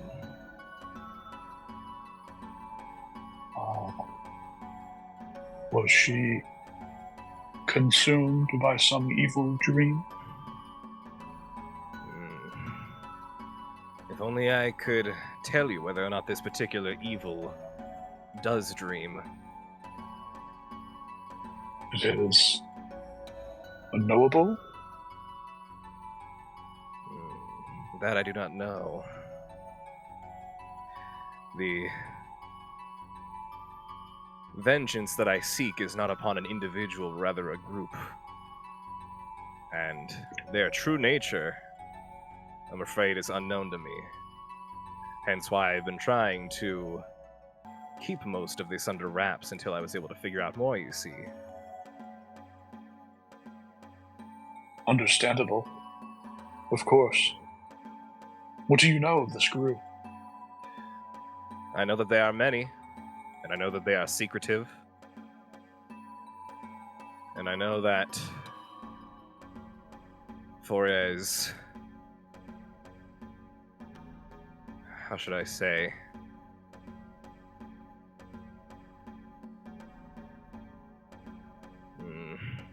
The words do not come easily to my mind. They are all-consuming, but not yet all-knowing. That I can say for sure. If I knew their intentions, I could give you a bit more, but as far as I know, whether or not they are on a path of conquest or a path of wrath in their own right, simply it is impossible to tell.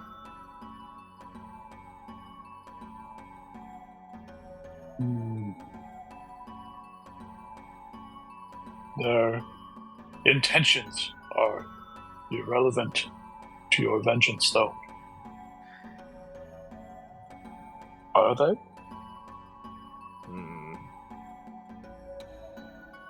I'm sure that their intentions are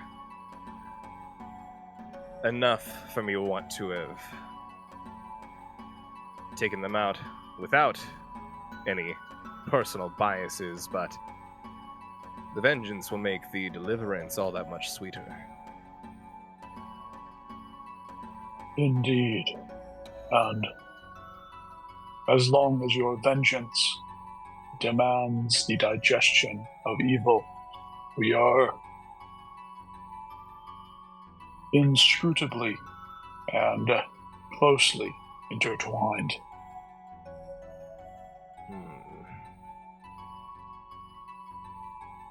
Metaphorically speaking, you might be correct, but I have several doubts in my mind as to the validity of that statement on the whole.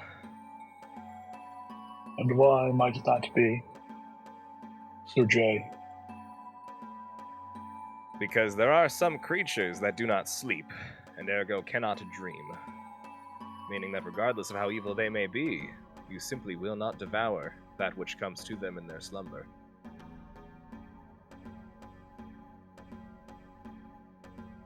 Johnny seems puzzled by this. I fail to understand, Jay. What evil could possess no evil dreams?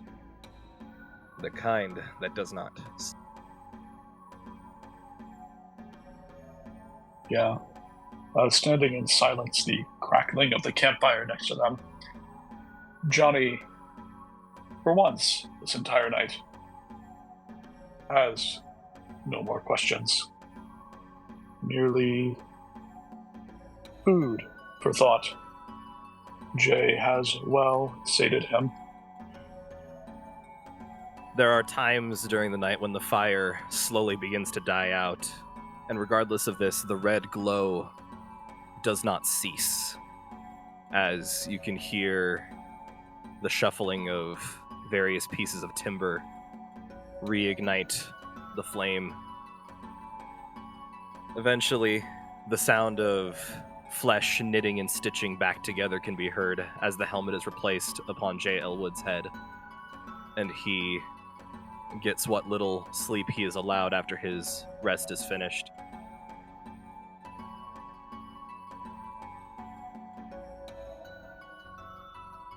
Yeah, DM? Yeah. Once again, the night finishes out. And you all gain the benefits of a long rest. Although, the thing about peering into Lysel's dream, was that a thing for this long rest or another time? I did miss that. He does not do it this long rest. Okay. Sweet. So, Makes sense. He has a lot to think about. Yeah, I just have something. I have something He only planned for them. interrogated the entire fucking party. Except Xander. Except for Xander. I mean, he already knows about Xander's mommy issues. Yeah, everyone knows Xander's backstory. You don't need to ask. Your mom is your patron? Dude, that's so lame. And then Nimra comes out of the ground like, bitch! Yeah. You also forget that the patron is all-knowing and all-seeing as far as everything involving Xander is concerned, and she says, fuck you too, buddy. She just literally pops out of the ground, a fucking earthquake, and she goes, what did you say? And everyone's like, fuck! We're sorry! And she has everybody write her a 200 word apology.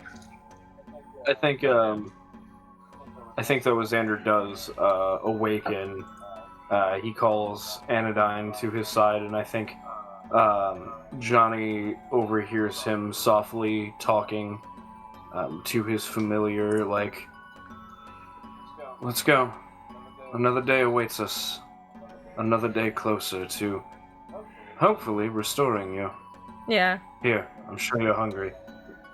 Yeah. Anodyne actually looks a little sullen.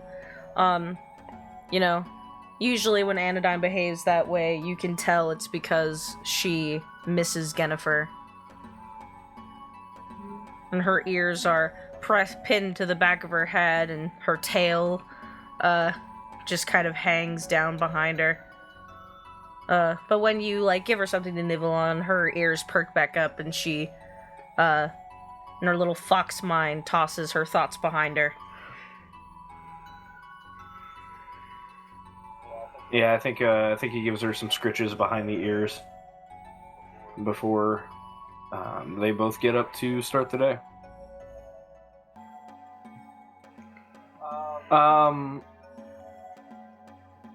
Johnny, you definitely would notice, I would think, probably wouldn't even have to roll for it, that Xander seems to have a very unique attachment to his familiar. Almost treating her as a completely separate entity from himself, which is, of course, unusual for arcane practitioners. Yeah, Johnny will take note of this for the next quiet moment. Johnny's like, I gotta make my Noting it list down of with my his scribe's pen, further but he, interrogations. for now, says nothing, knowing that we must be moving. And then Xander is going to stand up, stretch, crack his knuckles, and then at 7 hours, 59 minutes left in this long, or rather, with 2 minutes left in the long rest, he's going to cast Aid on the entire party, giving them 5 additional hit points to their maximum and current. God, I love Aid. Yeah, so, as we start our next adventuring day, the first part of it is very smooth. There is nothing really going on as you are deep, deep, deep within the wilderness. However, there is at one point where the surroundings start to take a turn, as it were. You notice that the trees start to become a little more rotted. I don't want to say in a profane way, but the forest seems to get eerier naturally. There is a thick mist, not enough to completely obscure your vision. You can still see far enough ahead of you where it does not hinder your progress, but it is noticeable. And I would like everybody real quick to make me a perception check. We can do perception. Oh, right. I really thought you were just gonna say roll initiative, and I got really scared. Damn, yeah, that'd be insane. Oh, that's hilarious. What a good... What a good perception roll.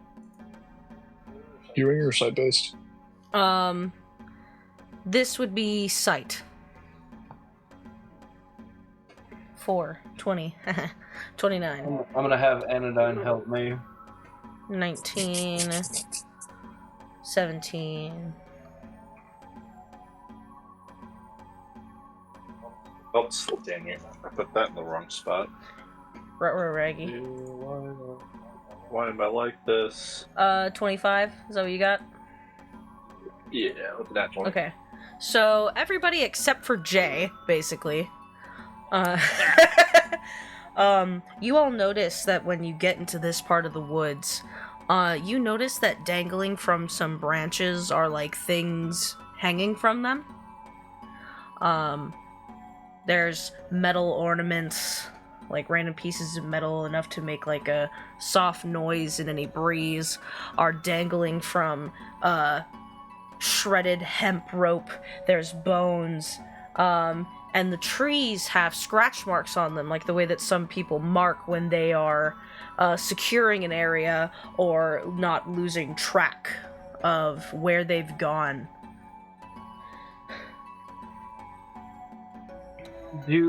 Does any of this look occulty or religious to Xander?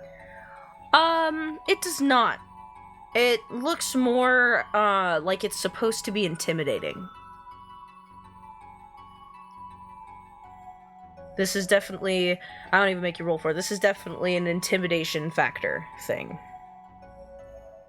You said there's marks on the trees? Yeah, like as if someone slashed it with a blade to make a slice in the bark. Okay. So it's not like a precise mark. This is just someone like gouging a tree, basically. Yes. Yeah. We can follow those. Probably take us to where the bandits are.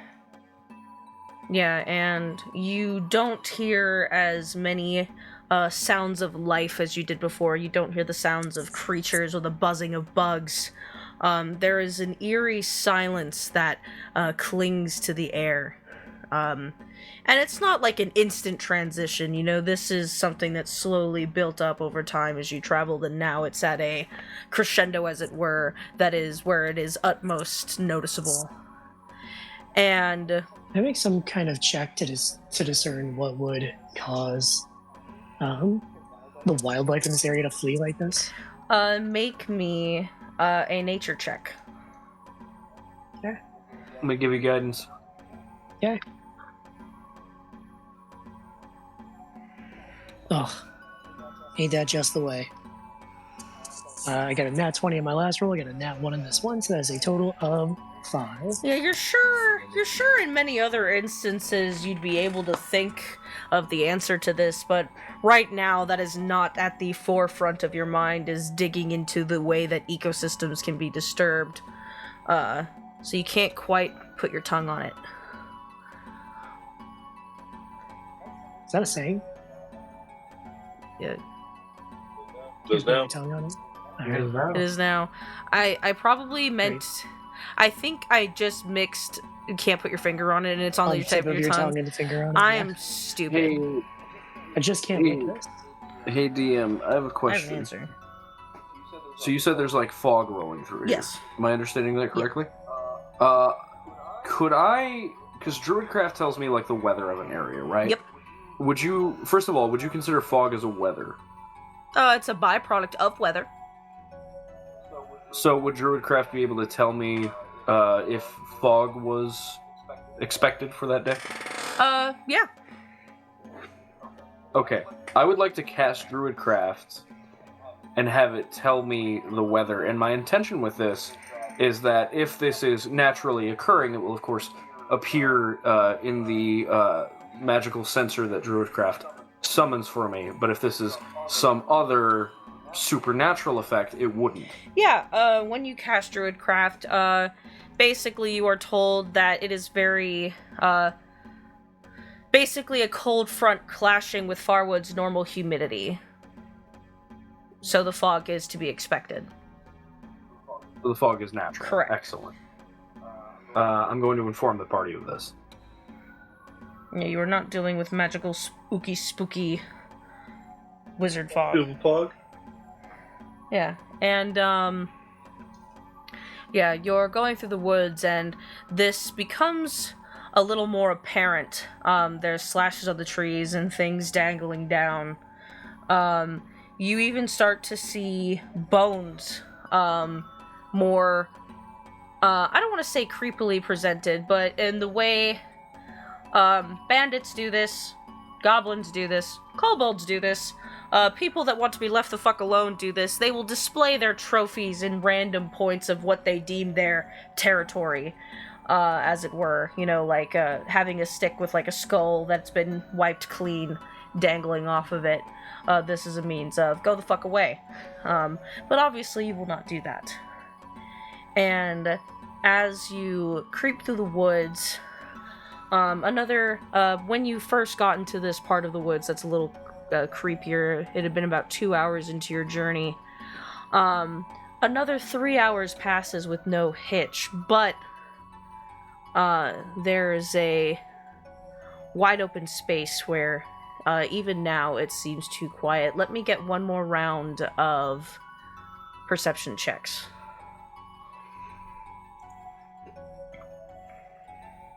Having Anodyne help me on this, plus guidance.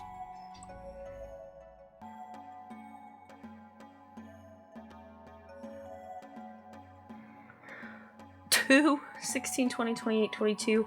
So everybody except for Jay and Johnny, as you're walking through, you start to notice that the sounds of the parasaurs walking is almost doubled. And you notice that you are not the... Oh, hold on. I actually explained this backwards. Let me go back. You think that you are just hearing the footfalls of your parasaurs, but you all maybe stop and hear that up ahead there are the sounds of a group of individuals walking. And who got the highest here? This is important. Vivian, you even hear voices among the trees. And almost like the mist and the otherwise silent nature of the area is bringing the voice closer to you, you hear someone mention being halfway through a patrol. Would a 28 tell me exactly how many people are there? Let me first grab that information.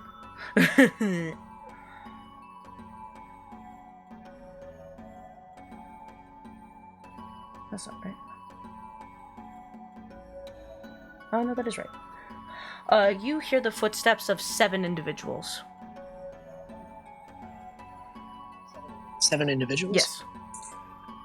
Okay.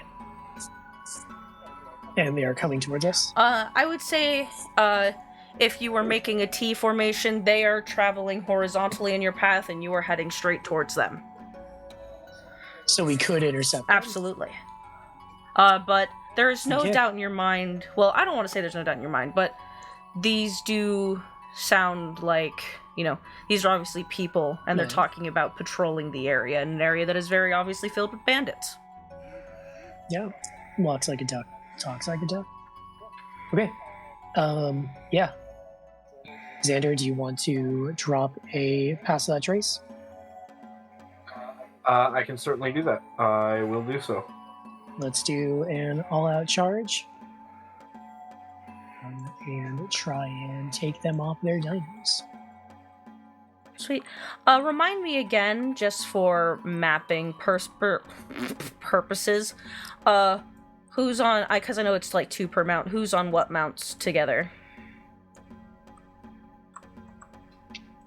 So it's Jay and Viv, Lysel and Johnny, Emiko and Xander.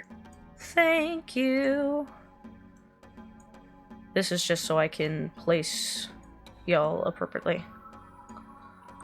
Are we on tabletop now? I do have tabletop up. If you are interested, I do have it. It is And is there a map that we could look at on tabletop? Yes, there is. I do have a map. Alright. Yeah, I had made maps for all of the random encounters today. Thank God. I cannot join. I also cannot join. That's weird. Hold on. Skill issue. I guess so. I didn't even see you. I don't know if I'm on the right account. It has to be mine. Yeah, I don't know whose account I'm on. Wait, what? Okay. I like how for Joey it says grooving in the menus, and then for Allie and Minnow it says chilling in the menus, as if Joey is just having a much more funky time. Here, let me log out, and then... Well, see, the reason for that is because I talked with Groove for a good 20 minutes of real-life time. Okay, I reloaded it. I don't know why I would have need to do that, but I reloaded it just in case me sitting in here by myself for the first 2 hours of this affected that. Hey Joe, you're saying that thankfully, right? Like you're celebrating talking to me for 20 minutes of real life time? It was a little It's like benign, but yeah, sure. Okay. Checking. Yeah. Continue, Josh. Thank you. I didn't realize I needed permission to DM, but thank you very much. Yeah, there we go. Pause, Josh. No, I will not be. Thank you very much, though. Fuck! Take grain from me every time. Can you not see my sacrificial Badoos? My No. sacrificial Badoos. It's mine. The best worst girl is. Oh my god. Okay. All right. Hey, what you got over there, buddy? Mind your Smoothie. goddamn business. They'll become a smoothie probably. So we're stealthing to get like a surprise round, right? Well, we have a couple of ways we can go about this. We could run in stealthily and just hit them hard, or we could set up an ambush, or we could let them pass. No, I want these fuckers. I cast thermonuclear bomb. Doesn't You've made exist. that joke before? So I think that right now we don't have, because it is a T, and we can hear them, I don't think we have enough time to set up an ambush. They're coming this way. I think that right now, the direction that we have on the Parasaur Lo-Fi is a good one. Also, sorry, give me. And I think just sort of like an all-out charge. I'm And let's just kill the fuckers dead, and let's leave 2 of them alive. I'm adjusting this based on the description I gave to you. I'm gonna pretend like you guys are on this. There we go. Okay. And Sir Elwood, she is going to jump off because she does not want to be in melee, but I absolutely want you to be riding on a dinosaur stabbing things. So you're Got aware. it. When she jumps off, you do not take that as a sign that you need to as well. Okay. I can't put myself on top of the dino. No, you cannot. It will not let you. It's too thin. So It's paper. yeah. Did you all make your stealth checks already? I need lottie everybody to make me I stealth did not. checks. I was waiting. No, that's fine. I didn't ask you to, and I didn't announce that you guys were close enough yet, but at one point, now that we've arranged that, now that all of you are in here, you do see that there's a... Did I grab the right amount of people? 1, 2, 3, 4, 5, 6. Yes, I did. You see that there are 4 people who their primary focus in weaponry, they have daggers on their hips, but they are mainly holding longbows, a combination of longbows and crossbows. You see one individual who is a little more lightly dressed, isn't as heavily armored, holding a quarterstaff. And then there's like some crystals hanging off of her belt. This definitely seems to be a person more magically inclined. And then the 2 people fronting the expedition are, one of them is holding double scimitars and the other one's just holding a long sword. But they are in kind of like an organized formation, kind of looking out. And as you all are approaching through the side, with the covers of with the cover of the trees, because once again, sequoia trees are fucking huge. If you've never seen a sequoia tree, they are massive. 29, 24, 31, 33, 15.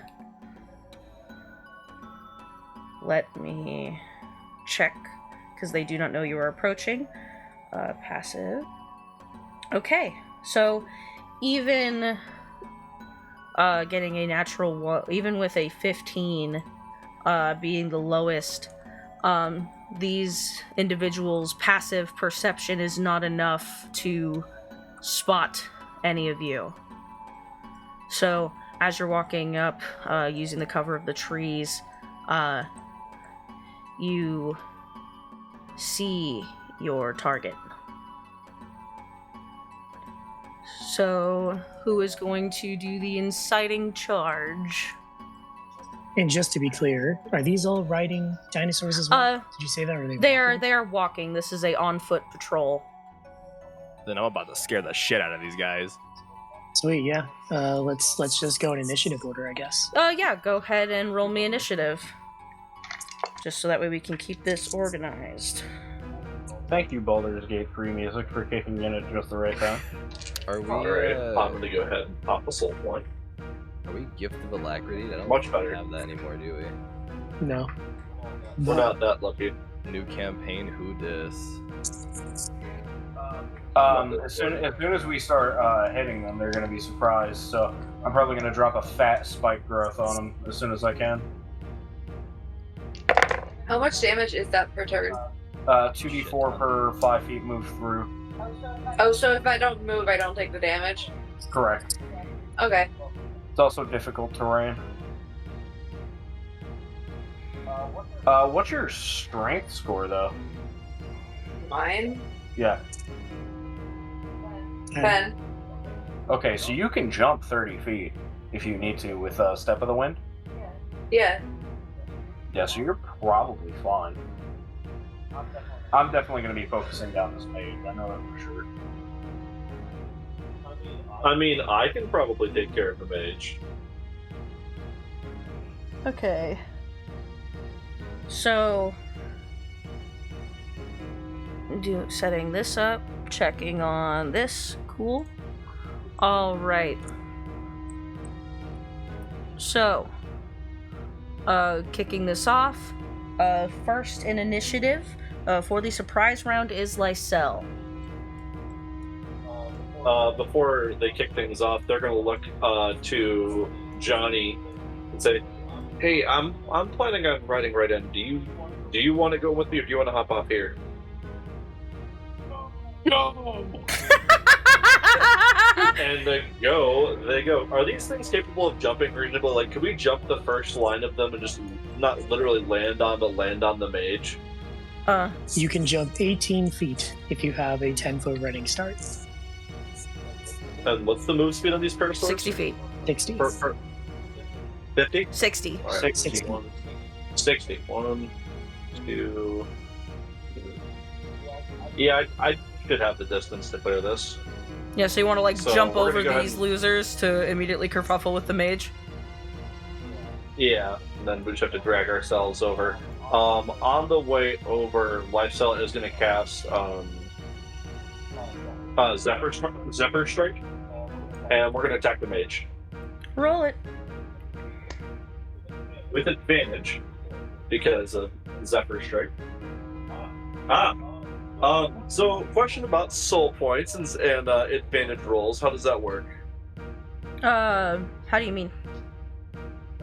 Okay, so with the soul points, I can reroll. I guess it's not necessarily an attack, is it? It's just ability checks, I think. Ooh, that's unfortunate. Well, I rolled a natural 1 and a natural 2. Oh. Ouch. Yeah, those will both miss. Well, I believe we should still have our Polearm Master attack, because I did use the attack action, unless I'm misunderstanding how this works, so I'm still checking. You used your bonus action to cast Zephyr Strike, yeah? Oh yeah, you're right. So I don't have a bonus action to use. Well, I guess we're here now. If it's any consolation, as soon as you miss, your Parasaurolophus looks down and headbutts her right in the fucking dome with a natural 20. She takes a total of 11 points of damage. Oh, shit. Yep, Parasaurolophus can hit things with their beaks. Excuse me. 12 points of damage. But that'll be it for Lysel's turn. Emiko. So Emiko's gonna drive the Parasaur towards about 20 feet away from the nearest archer. 20 feet away from the nearest archer. Yeah. Okay, Yep, I can see. I moved it. Okay, and then she's going to use her bonus action to step with the winds, and then she's gonna jump from her dinosaur and try to tackle the archer off of its dinosaur. They're all on foot, but do you still want to try to knock one over? Oh, I thought they fucking. No, they do not. Yeah, they are not mounted. Yeah, I'll tackle one. Hell yeah. Go ahead. Oh yeah, I'm gonna go the fox missile. Go ahead and give me an athletics check.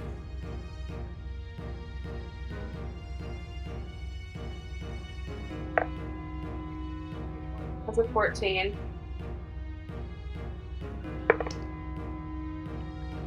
Yeah, you fucking wrestle this man to the ground. That'll be it for my turn. Flying fox. You want to use your bonus actions?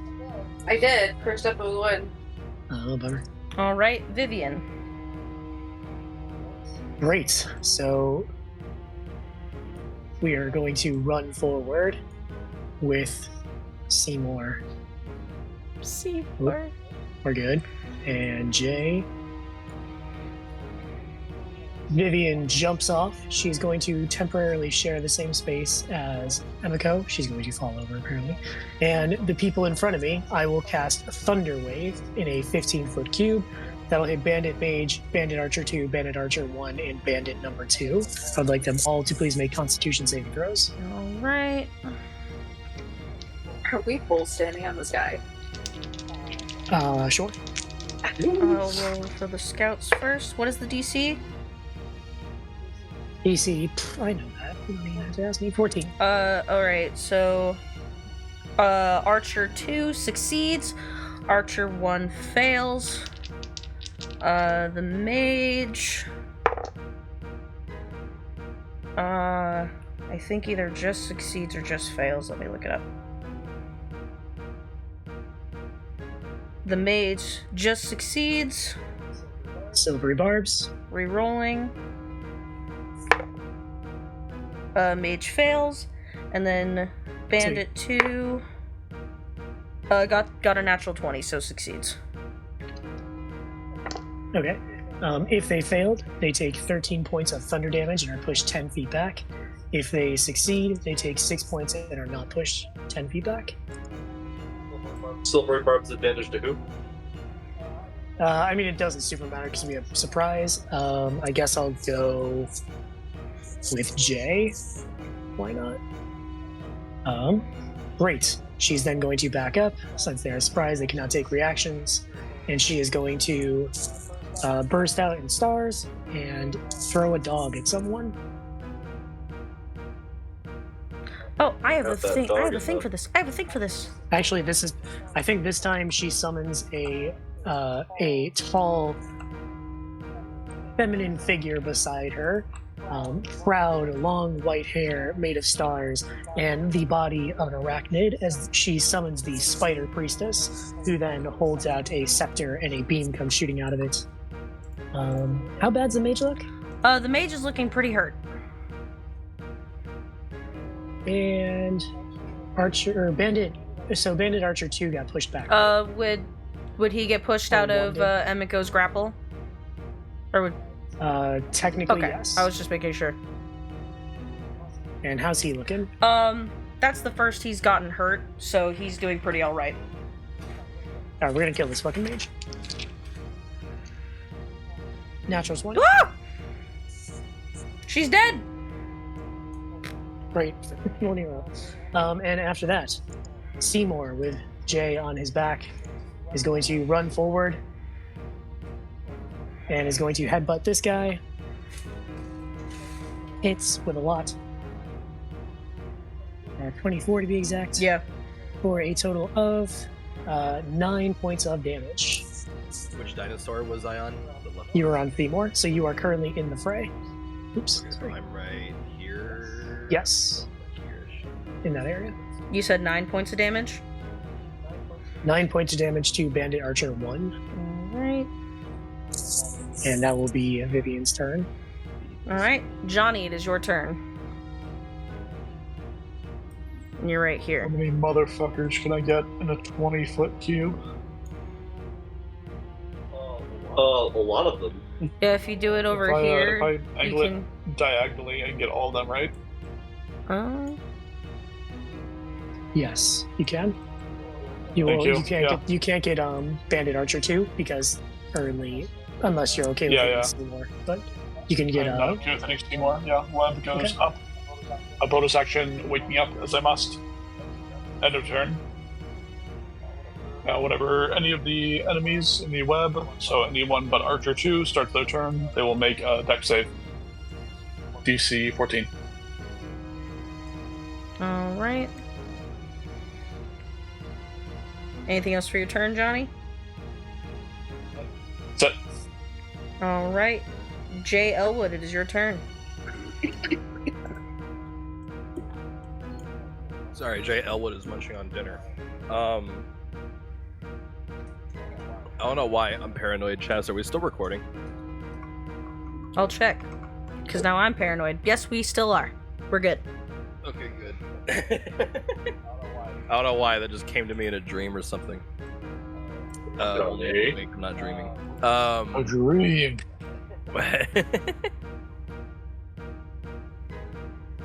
This guy right here, Bandit Archer 1, is he still standing upright? I believe... Does Thunderwave... So I pushed him back. Was he already prone? Yeah. So he's still Okay. prone. Okay. Can I reach him from on top of my dino even though he is prone? Oh wait, I have a great sword. I don't need you to answer that. Yes. Poke him. 22 to hit with a great sword for 11 points of damage. Yeah, he is deceased. Not the kind of steed that I'm used to, but one I definitely could be. It honks gratefully at you. My turn. Xander, it is your turn. Xander is going to look down at the Parasaurolophus that he is currently riding on. And is just going to say, I don't imagine you'll be wanting to get up in that sticky mess. Come with me. And I'm going to 5, 10, 15, 20, 25. That's well within range.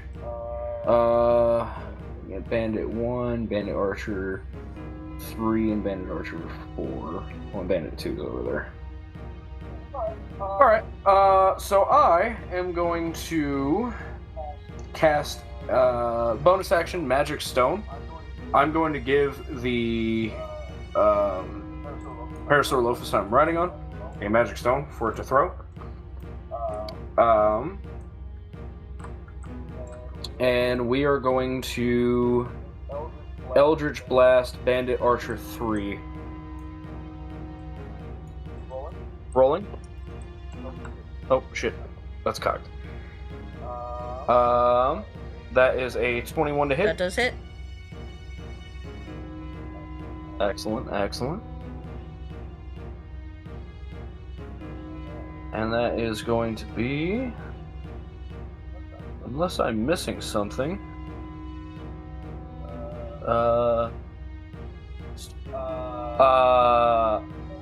14 points of damage between force and bludgeoning. And because I deal bludgeoning damage, I'm going to push him 5 feet closer to the center. Alright. Actually, the Parasaurolophus are large, Yes. right? So this space here, is that threatened? Sorry, more in this cube here. Is that threatened by the Parasaur? I don't believe so, no. Because it's decidedly outside of the web. But it has a 5-foot reach, and it's a large creature, yeah? So, if the Parasaur takes up this space here, which is in the web, then this space would be threatened, yeah? I suppose, yeah, if you move something there, yeah. Okay, so yeah, I'm going to actually push him 5 feet this way, giving him disadvantage on all ranged attacks. Sick. Anything else for your turn? Parasaurolophus is going to yeet the fucking Magic Stone Parasaurolophus does not have fingers, thumbs, or intelligence. Did you I'm trade looking to at it right first now, and I'm looking at it right fucking now, and I see hands on that thing. Do not try to gaslight me. Those Do are not try to not gaslight me. fingers. Those are like an elephant has paws and hands. It could grasp a magic stone with those little paws. And throw it? DM? Yeah. It has an intelligence of 2. Okay. I mean, ancient humans had an intelligence of like 1. They still get through rocks and Still spears. things, you got me there. Those are borderline fucking hooves. What is he gonna grasp with those? A stone, a rock. How? Crows can grab rocks with their beaks and use them. And you're telling me a parasaur can't? A massive creature? Yeah, sure, with its mouth, yeah, but not with its dinky ass fucking nail hands. What do you Well, then think? it can DM? grab it with its mouth. It could throw it with its mouth, but it would be, I don't know how improvised weapons work with a creature. Well, the magic stone is propelled by magic, so it really doesn't matter who throws it. It has the same range and the same spell attack. These things are like alpacas, they'll spit at you. It tries to eat it and then spits it out because it can't eat it. Would you rule that he'd have disadvantage from shooting it from his mouth? But they definitely don't have handsies that can pick things up. Okay. That's absolutely fine. That probably doesn't hit anyway because I got a natural 4 for a total of 10. Yeah, that does not hit. But it goes, "Brrr," and like picks it up and tries to yuck it with its face, and it's just, it like. Yeah, Xander just kind of gives it a reassuring pat on the neck and said, "You did well. Good try. Maybe next time." And that is all for my turn. All right, so the bandits are no longer surprised. Top of the round, Lysel. Alright, I think Lysel is going to have the Dyna move just a touch bit closer so that way both of these goons are within their melee range at least, and make at least one attack against the archer on the left. Archer number 4, it looks like. All right. So, when did their turn happen in the combat? Because I believe Johnny said they had to make a roll at the start of the turn. They haven't had their turns yet because they were in a surprise round. So their turn. Well, they would still get their turn on their initiative count, and thus external effects would still happen to them. Okay. Even if they couldn't take actions. Oh, I thought you just skipped over it entirely. That's how I've done it every time. Yeah, it's like if I dropped a moonbeam on them, it starts on their turn. So even if they're surprised, that let me moonbeam make still hurts some them. rolls real quick. Means they can't take reactions. That one succeeds. That one succeeds. And rolling to the last 2. That one succeeds, but that one fails. So the only one who failed the dexterity save is this one. Number 4? And you will have them make that save again at the start of their turn this round. Alright, I'm going to then attack the one on the right, because if the one on the left is the one that failed, that means they're going to be suffering from it, but the one on the right is unhindered currently. Yeah. Well, you would have advantage on the restrained one. Oh, would I? Oh, if you're interested in that. We're going for that one then. Do I have that yet? Yeah, the one that's restrained because advantage. Yeah. They fail, Apparently they are I'm restrained. You have advantage on attacks against them. That's going to be a natural one. Woo! Have we seen any of them go down so far? 2 of them are dead. One One of the archers is dead and the mage is dead. I don't think I'm gonna pump a soul into this. I think I'm gonna hold on to that. Actually, no, why not? They're there to burn. I'm gonna pump a soul into it. Knock myself in. Yeah, based. 13. 23. 45 points of damage. Yeah, I think he's dead. Yeah, so I think what happened there initially was Lysel is not used to mounted combat, and kind of fumbled with the first attack they made in skewering the ground with the tip of the bullhook. But now they've gotten the hang of it and were able to strike through their intended target, being the bandit. We're going to make a bonus action attack against the unrestrained one then. Bonk. Oh my god. Is that another nat 20? That is another natural 20. Holy fucking shit. Soul points away, I suppose. 47 points of damage? Yeah. Jesus. Yeah, the big crits are big. That one's dead. And I think that is going to be it with my action and bonus action. And we'll move a little bit closer to the other ones, so that way they're within range. Can I move safely here? That would be in the web. The Parasaurolophus would have to roll. Yeah. That being said, you have a 10-foot reach, so. Or move around. I mean, yeah, that too. Johnny, you're still on it, right? I thought I was being so clever moving that archer towards the Parasaurolophus. Turns out, should have just killed him. My bad. I didn't think of it. Alright, so that is going to be it for Lysel's turn. Alright, Emiko, it is your turn. Emiko misses both of her attacks. No. Alright, anything else? No. Alright, Vivian, it is your turn. Alright, beside her, the Spider Priestess will shoot out another bolt, going to the guy right into Bandit Archer number 2. Alright. It's a regular roll, I don't know why I'm rolling with advantage. That will hit with a lot. For a total of 6 points of damage. And how's he looking? I know he only got slightly dinged by my Thunderwave, right? How much do they take? Do you remember how much they took if they passed the save? They took 6 from Thunder from the if they passed. Yeah, so he's all right. So he's doing okay. I want to kill this guy because I want to leave someone alive, but all my damages are very ouchy. We're gonna hit him with a Ray of Frost. I assume an 18 hits. Yep. Another 3 points of cold damage. Seymour, being the good boy he is, turns around and is gonna headbutt this one. And he's doing non-lethal damage if it matters. Cool. Natural 20 again, Seymour, my guy! It's good. Alright. Max damage too. Seymour, you shouldn't have. Dude, these guys had no idea what was gonna happen. No, they didn't. That's a total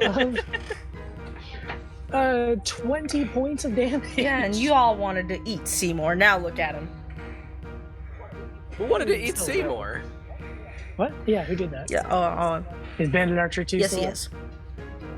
Damn it. Dude's taking 35 points of damage. Yeah, I got nothing. Damn, I think that's it. Alright, Johnny, it is your turn. Have the more hurt one in the web make me an intelligence saving throw, please. Alright. That is a natural 1. It's going to be 6 psychic damage, and he has a -3 to his next saving throw.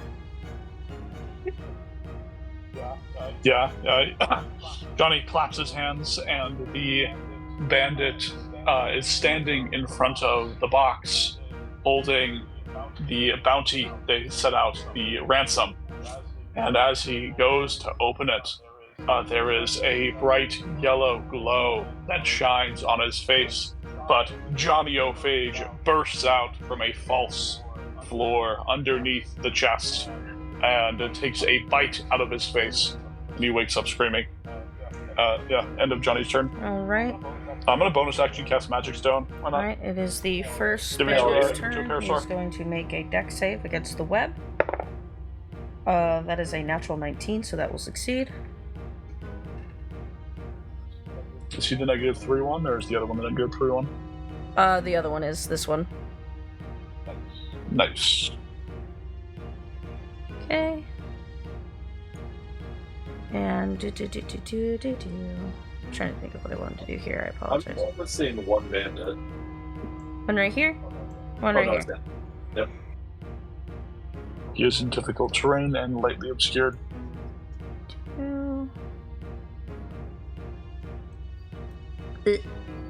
Bit. And because I don't think he can reach Xander, so he's going to take a swipe. Technically 2 swipes at your mount. He's going to take 1 swipe at the mount. That is true. Actually, is he in your range? Should be. Yeah, he is. From the angle I was looking at the map, it didn't look like it. Oh, ruh-roh, Raggy. So to clarify, he's attacking the mountain, not me, even though I'm in his reach? Oh, can he reach you? Yeah, I'm on top of the parasaur. Valid. The mounted thing is very confusing. Yeah, so that is a natural 20 on Xander, unless anyone has anything to say anything about it. Silvery barbs. Yeah. Alright. Kind of didn't. Yeah. Advantage to Zanzan. Alright, that is still a natural 19 on the die, Yeah, believe it or not, that so much for you. but it's not a crit. And my cell is in soul siphoning range. Sure is. Non-lethal. Alright. So Vivian's going to call it not to kill him. She mentioned beforehand that she wants to leave 2 alive if possible. And Xander, so that means you take 9 points of slashing damage. 9 points of slashing damage is noted, down to 26 HP, making a DC 10 concentration check. That is a natural 15, total of 18. Pass without trace maintains. Alright. And then that'll trigger the Soul Siphon reaction attack. So as this guy goes to make his attack against Xander, which was initially going to be a very deadly blow almost, stopped by Vivian, which was a Vivian or Johnny? It was Johnny. Stopped by Johnny on that same surge forward from the Parasaur in Xander's defense. The corner of their billhook is going to catch this guy again in the jaw for a total of 23 points of non-lethal damage. And I need a con save. Alright, he's gonna make that con save. 8. 8 will fail. So I can't heal for any binding needs for 1 minute, and I get 2 souls back. Sweet. Alright. Next up. Sorry, I accidentally closed out of my shit again. Is the second bandit. How much was the, blah blah to the... How much was the penalty to the save?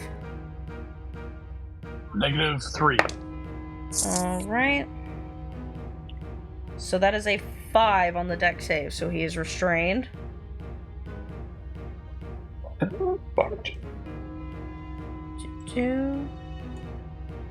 Which means I don't think he can reach anybody.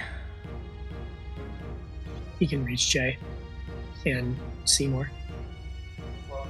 Well, Jay's on top of Seymour, right? Yeah. Yeah, So okay, you can- yeah, I see what you mean. You're right. Yeah, he would just be a disadvantage because he is restrained.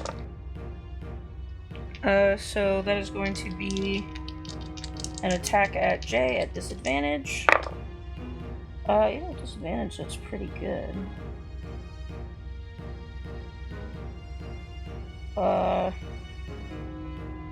Does a 19 hit, Jay? 19? No, it does not. Yeah, you see Glorious. his sword just grazes against the chest plate of your armor and it makes a really annoying noise. How did you reach that high up? Good job. It is a long sword. Lomg. Oh, right. What is the end of... I guess he is just restrained. He's not on the ground, so fair enough. Yeah, and that makes it... Jay, it is your turn. Oh, goody. Oh, goody. which one of you is the dumb idiot that tried to stab me. Goodbye, bandit number 2. Goodbye. Oh. That does 18. hit. Goodbye, bandit number 2. Do you go for non-lethal or do you just end this guy? That I see 2 more people to leave alive, Hey, you know what? You got me there. and this guy scratched my armor. Your silver, glorious, and steel armor. It's 19 points of damage. 10 of that is radiant from a smite. Yeah, you, and smite him you did.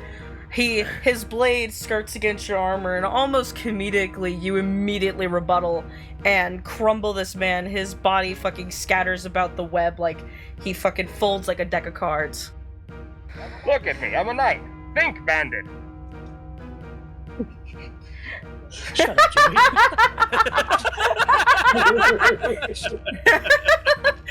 Anything else for your turn, Sir Elwood? God, I wish. That's it. Alright, Xander, it is your turn. Xander, who this bandit fucking smacked, kind of grabs at his face and a little bit of blood comes off of his lips. He looks at the bandit and says, "You got me. That actually hurt. I'm gonna dismount from the Parasaurolophus. Can I reflavor a cast of Shillelagh and a hit as a bitch slap?" I'll allow it. Yeah, so Xander dismounts, cracks his knuckles, magic, just pure elemental earth rolls up his arm into his hand, and he just fucking backhands this guy. Oh my fucking god, that's a natural 20. This is non-lethal, by the way. Yeah, that's gonna be 7, 10, 14, 16 points of damage, and I knock him 5 feet back into the web. He is unconscious. Yeah, as I knock him out, just send him ass over tea kettle into the web, and he falls in a really stupid position. And Xander just adjusts his coat. That's the end of my turn. Thank you for that advantage, by the way. Super helpful. Yeah, the final archer, who is just standing here seeing that everyone is either dead or knocked out, he lifts his bow as it's making an attack, but then Seymour looks down at him like, "I will fuck you up, I will kill you, I will end everything that you love," and he lowers his sword and goes, "Ah, shit," and lifts his hands. Oh, would you look at that? Little bastard's found the error of his ways. Emiko, do us a favor. Knock him out. Sure, and Amiko will go over and punch him out. Wait. Yeah, Emiko, you walk up and knock his head one way, and then with your other fist knock at the other, and he just falls to the ground unconscious. Great. Yeah, let's I'm tie pulling them out up. the manacles. Oh, even better. So we'll manacle them up. We will pass around some good berries as needed. Let's get an investigation of all of these people. What do we find? So you will find a few things. And I am taking everything. Yeah. You find most of them are just wearing basic gear, have basic weapons. One of them has a crumpled up piece of parchment that seems to have some orders written on it. All together, they are carrying a sum of 2 gold pieces and a random combination of copper and silver. For the sake of brevity, we are going to say 2 gold pieces. Once again, one of them had 2 scimitars, one of them had a long sword, 4 of them had long bows, and the mage was carrying a quarterstaff. Did the people with longbows have any other weapons on them? Daggers, short swords, anything? They each had a dagger on their hip. So 4 longbows, 4 daggers, 1 long sword, 2 scimitars, 1 quarterstaff. Quarterstaff magic at all? No. It seems like this person was more in the business of, like, making it magical for whatever purpose they needed. But the quarterstaff itself isn't magical. We'll never know. Yep. Anything else of value on them? Jewelry, trinkets, anything? One of them is carrying one of them has a necklace that is a tribute to the god Vigo, but it isn't magical in any way. What's it made of? It's made out of silver. Toss. Perfect. Keep that. Taking all their boots. So we have 14 pairs of boots. We're especially taking the boots of the ones that are unconscious, and they're not getting them back. Sure. They got cloaks. I'm taking 7 cloaks.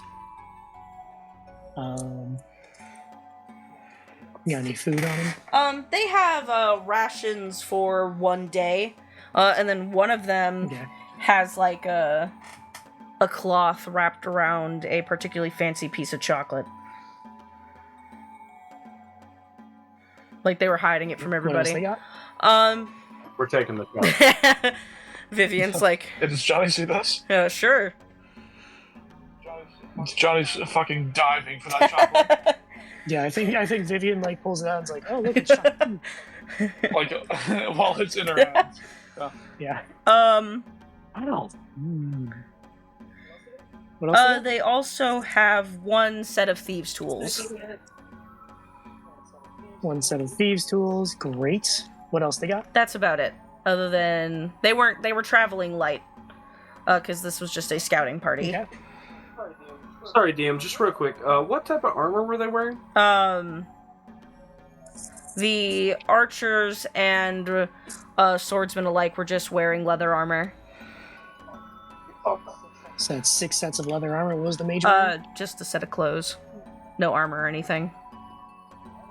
Alright, we'll leave her dignity, I guess. We're taking that armor. Great, so we got piece of parchment with orders on it. Boom, open it up. What's it say? Basically says 3rd scout to be 3rd scouting party set to be back by morning. If anything happens, report and come back immediately and report.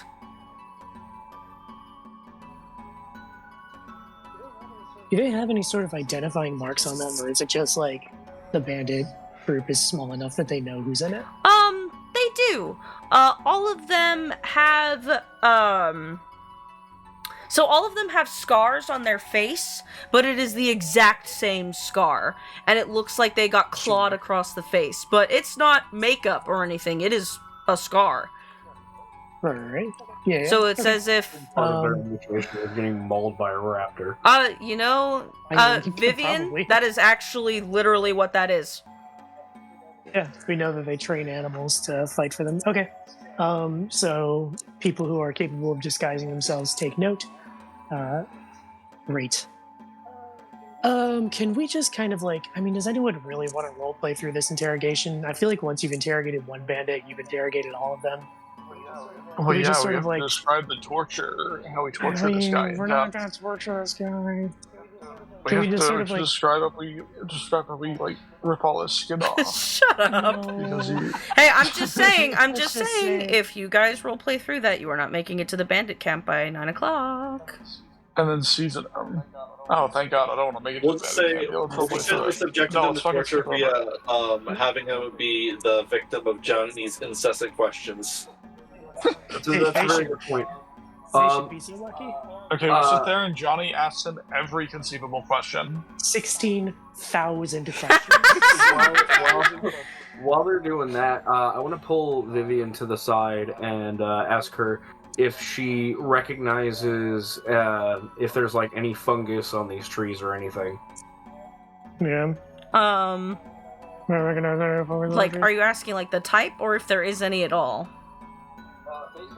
Basically, what I want to do is I want to take some spore samples of the fungus, and if you'll allow it, I would like to basically spread them across the dead bodies and use Druidcraft to like kind of grow over them with a decomposer. I'll allow it. Sick. I mean, I can do you one better. Vivian casts Mold Earth and buries the bodies. Xander, like, you know, he's going through all this, and Vivian just does that, and he just blinks twice. Yeah, she's like doing it while he's asking, like, do you recognize these mushrooms? She's like, oh yeah, I do. And she's like moving Earth already and moving the bodies into that. What do you need it for? A far less efficient solution than what you have just provided. Thank you, Mistress Deshays. Anyway, doesn't even question what that is. Great. So I'm what do gonna we... take the fungus, because fuck it, why not? Yeah, sure. Well, assume that Vivian is always grabbing samples of stuff, but like it only kind of comes up if it's like ooky spooky. Anything But poisonous? she's just sort of always grabbing like ingredients. Great. So what do we? Let's decide first of all. If the bandits cooperate, are we letting them go? Vivian says yes. I don't see why not. Cooperating with what? Oh, yes, of course. Johnny says no. Johnny, why do you say no? One of your guys' craniums is probably getting devoured by this Dream Eater. Let's actually do this thing. So, Johnny, I understand that they've done wrong. However, that doesn't mean that we are their executioners in this state. They've cooperated. Therefore, they deserve a chance to start over. Johnny's gonna try and sense their dreams. Are the dreams of these captives evil? I wouldn't say evil. They are desperate, right? Maybe a little devious, but not to the length of evil, you know? They don't care who they have to hurt to survive or get what they need, but not to a length where, like, you know, they have a moral compass, they have a code, right? Like, one of them is like, will not hurt women or children, no matter who orders him to, doesn't care if they kill him about it, that sort of thing. They have standards that they go by. If we allow these people to live, they'll go on and start another bandit camp and perpetuate this evil onto some other man's daughter. Or worse. If the solution to evil is to kill all things that are not perfect, there will be nothing left. If Sam, that I'm is a curious. necessity, Oh, sorry. then so be it. But that is not the case. These men, however, are on the cusp of evil.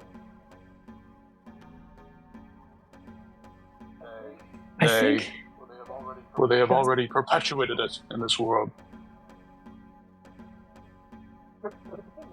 I think Vivian is going to take that as a sign that the cusp of evil is not the same thing as evil.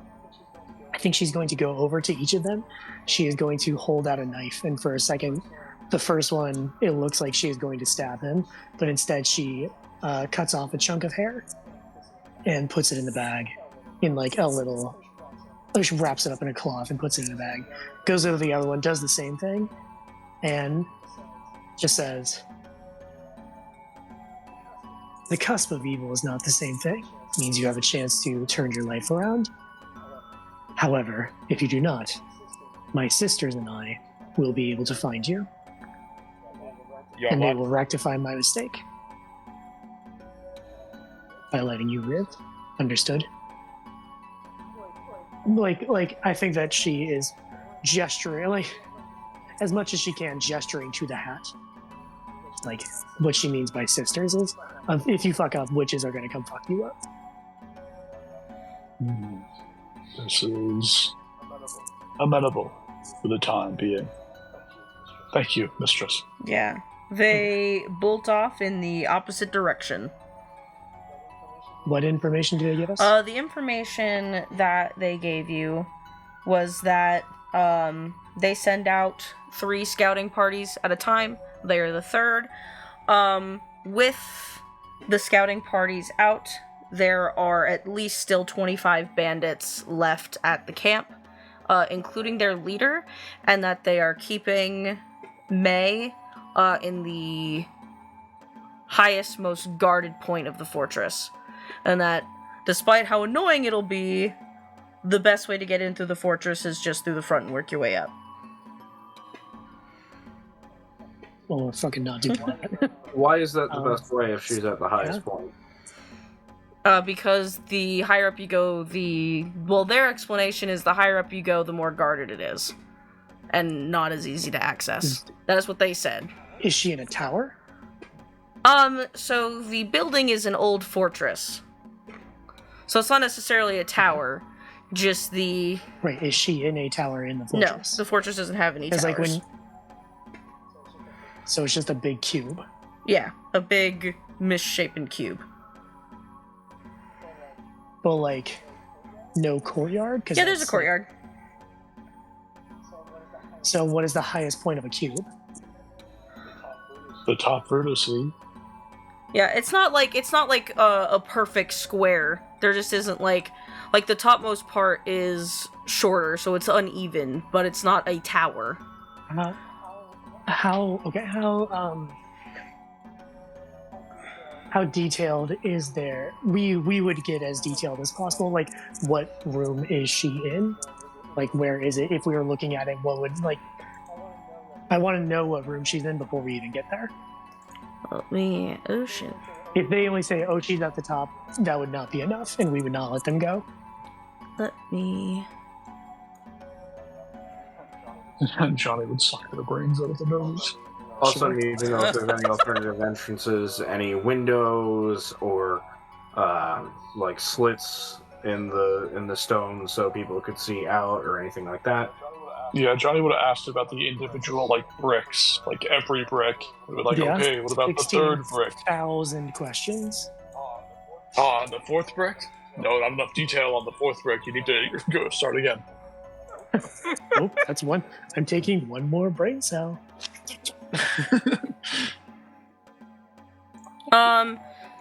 Vivian. So basically, they tell you that initially she should be in the topmost floor, which doesn't have any windows, in the backmost room, for as long as she is cooperative, quote unquote. If she acts out, which they specify, if she acts out again, they will put her in the cellar, which is beneath the fortress. So the topmost floor doesn't have any windows. The second floor is smaller than the rest of them, and kind of like you can overlook the first floor from this hallway of the second floor. It's like a tiered one big room, and then the second floor has some rooms on it. And then after you get up to the third floor, it is there are no windows up there. It's heavily guarded. That's where some of they refer to as tougher people reside. But when May misbehaves and acts out and tries to escape or hit somebody or hurt somebody, they throw her into what they refer to as the taming room. So basically, they put her in the same room that they keep all of their tamed animals. They also tell you that they have been out for several hours, so if she is in the top floor or in the taming room, they have no indication. Sure. Okay. So is there a balcony in the courtyard? Let me look. The walls surrounding the courtyard, like, you know those walls where there's, like, walkways on them, and people can stand on them? It's one of those. Part of that wall is broken. And then one of them goes directly inside to the second floor. One room on the second floor has a patio separate from the... Sorry, burping. Separate from the courtyard landing area. And that is in the closest room that oversees the first floor. Because again, it's like you can see from the second floor the first floor, because it's all one room at one part. And they tell you the only way to get into the under part of the to get into, like, it's not really a cellar, it's more of like a basement, is inside on the first floor. They also tell you that if you get real into it, that the animals that they keep in there are Dracorexes and Venari-raptors. And of course Microraptors, but they don't really fight. So we're definitely not going in the fucking front. That's dumb. Instead, what we're going to do is we're going to climb up this side, where Vivian, who has a climb speed, is going to go up the side of the rope, toss it down over for everyone else. You're going to climb up. We are going to drop down to the courtyard walkway and then be on the second floor, so we only have to go up one floor. Do they tell us where the stairs are? They tell you that in the first room there are two sets of stairs that are, like, kind of curved, that curve up into the second story hallway, because again, it can be viewed from the same place. And that the... and that the stairs to the third floor are tucked into the back right of the second floor. Okay, so we're going to the back right, so we can be immediately into where the stairs are. We're going to go up to the third floor. Then from there, we will get her and try and get out as quietly as possible with minimal fuss. I have a question, DM, just hypothetically. What? Based on the descriptions that these guards gave us, if we gave Gelwood a portable ram, could we knock out some bricks from the top? From the top? You mean the breach and enter into the third floor? Yeah. If you had a place to get proper footing. How do you mean? I wouldn't be able to tell you that unless you were inspecting the building. You don't know how sturdy it is. And again, he would have to have, proper footing to ram into the wall. What do you mean proper footing? I don't know. Typically, as far as I know, how I'm not talking about the wall. I mean the roof. They're breaking in from the ceiling. You can, but that would remove all stealth from it. So if you did that, you would probably immediately be engaging in combat. Hell yeah! I'm not saying that to discourage you. I'm saying that would eliminate the stealthy approach if that was one you were trying to make. Anybody have access to silence? Second level spell. Nay. I don't think I do. Yeah, because she's also always with somebody. Well, I like the odds of like 1 or 2 people versus 25. You feel me?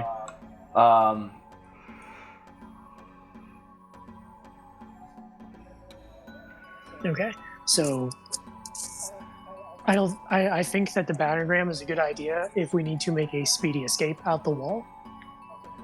I think right now we go in over the wall, drop down to the balcony of the second floor next to where the stairs are, go in through there, and make our way up. There's no window, not even like arrow loops on like the third There's floor? not a... It's just dark in there all the time? They said that there... What a shitty Yeah, fortress. they said that there is not windows. And... Why is there... why would there not be any windows? They would tell you that they did that on purpose. It wasn't built that way. Oh, so they bricked up the windows? Okay. Oh, but that's good, because if they bricked in the windows, then that's going to be a weak point that we could potentially use to get in. The windows got bricked up. Bricked up, yes, they did. Good job. Yeah, but that's loud. I think that's more of a good way out than a good way in. I mean, I'll We take could it. just- Like, if we it's could just- our way out, then I'll take that as well. We could just kill them all. We don't Like, know that. Like, we're I'm- pretty confident. But, like, What if something goes wrong and all 25 swarm us, like, yeah, I'm not saying, like, oh, well, we have no chance in hell at that point. But, like, that could get bad. What did they Johnny tell is us about the leader? 100% on the go in the front and kill them all plan. What did they tell us about the leader? They let me pull up my notes. I apologize. Because my thing is, if it was just the bandits, then fine. But they've also got beasties with them, you know? And they've got God knows what else in there. And we know that they have mages because they sent one on a scouting mission. You feel me? Sure.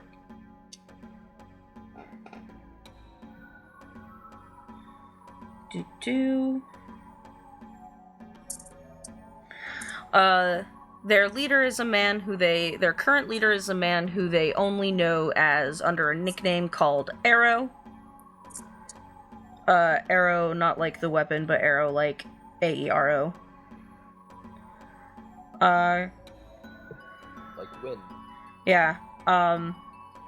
There's reason for that. He has wings. He is a Drakir. His second command is the one that enacted all of this, is the one who interacted with May the first time, and is basically the reason why she got captured. That person's name?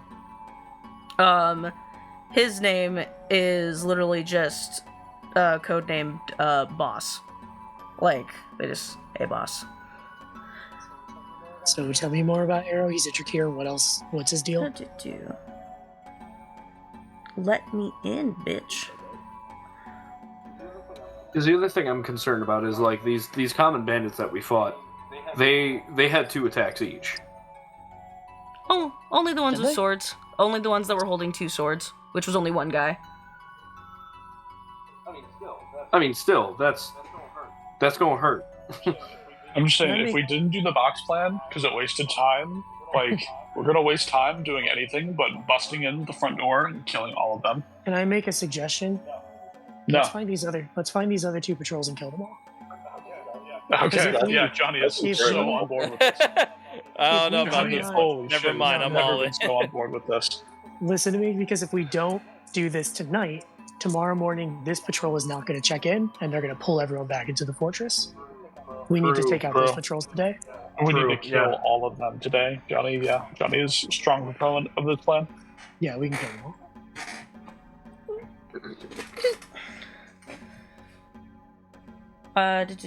Sorry, digging into my notes, I reorganized them the other day. Arrow is a Drakir. He is able to manipulate and shoot acid out of his hands. One of the bandits regards it as scary as shit.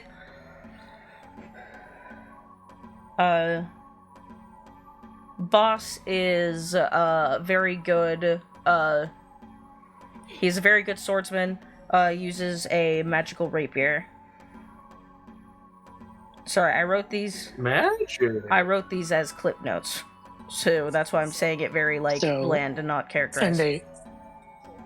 so Arrow's thing is that he uses magic then? Yeah. Well, it's his, So not a fighter, It's- but a yeah, fighter. well, the acid stuff is actually a natural thing he can do. Otherwise, he fights, with a great sword. So not a caster, Yeah. but a fighter? He's a fighter with, Fighter that can fly and shoot gases out of his hands. Sure. I'm trying to. yeah, I was just implying that is a... Like I'm sure the acid is very noteworthy and is something that you would definitely not forget. However, Vivian's like, okay, I get it. He shoots acid. My goodness, tell me what is he fighting with? And they're like, but the one time the acid. And she's like, oh my god, bandits! You're so dumb. Okay, well, let's go. Let's find these other patrols. I can. So looking around this area, we have been passing the different things that are hanging from the trees and the marks that show like what the territory is. Have we been able to determine any sort of pattern for what the patrol routes might be? based on those trees? So basically, they would let you know that one of them goes east, one of them goes west, one of them goes north, and then the east and west are expected to loop around and meet up at like a midpoint to the south. So would we have an idea of where the other ones Yeah, would be? based on travel time and all that, you can also, well, you'll still need to like investigate to figure out exactly where, but you can get a general sense of where they might be, yeah. You can make a pretty good guess. If I used locate object and tried to locate more of those crumpled pieces of parchment with orders on them, would that work? Okay. Oh my god, that's genius. So, everybody sound off. Elwood, how many hit points are you missing? None. Perfect. Johnny, how many hit points? I think also none. I'm going to assume none. Lysel, how many hit points are you missing? None.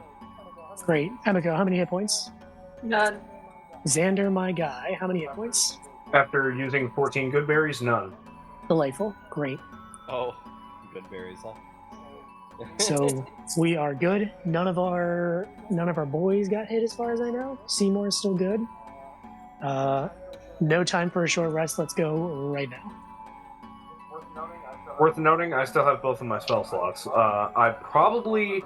Chess, I'm assuming that... How long did that interrogation take? Probably about 30 minutes. Okay, so we have, what, about 20 minutes to pass without trace left? Just about. Okay. Okay. Do we have a general idea of what their territory, like how wide their territory is? Judging by the fact that it has taken you a few hours to traverse into from the first time you saw evidence of them, obviously they don't patrol all the way that far, but you can still guess that it is pretty lengthy between the points.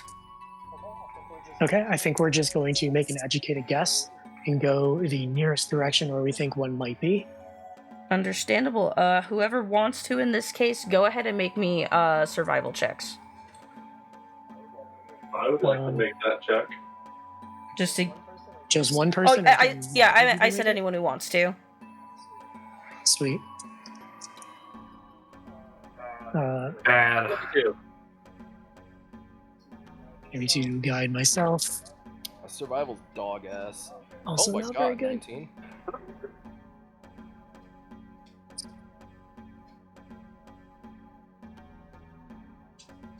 Alright, sorry, I am setting up the groups real quick in my app.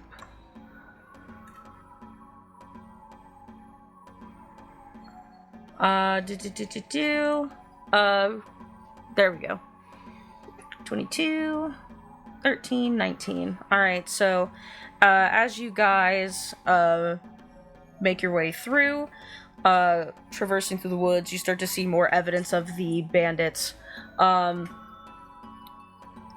and almost at the very tippy-tip end, 19 minutes out of 20 of your pass without trace, you find evidence of the scouting party, and will basically have enough coverage to make me one last stealth check, see if you can wrangle in another surprise. Great. Do it. There we go. That's big. Oh my god, that's a natural one. Oh no, Vivian. I just rolled a 2 and then I rolled a 5 and then a 1. You like that sometimes?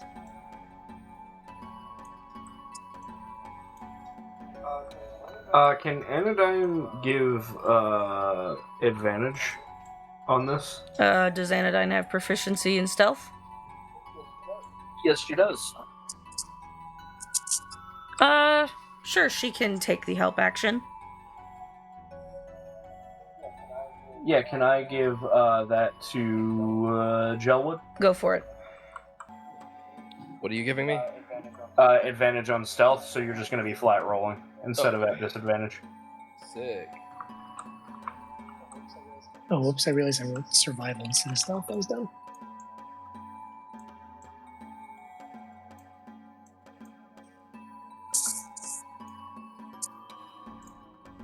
I actually... Do we have pass without trace? Yeah. Yeah. for like, one more minute.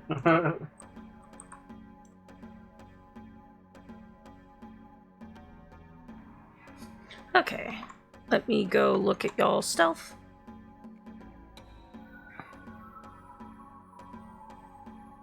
You spot the next search party configured a little differently than the last one that you ran into. They're searching around.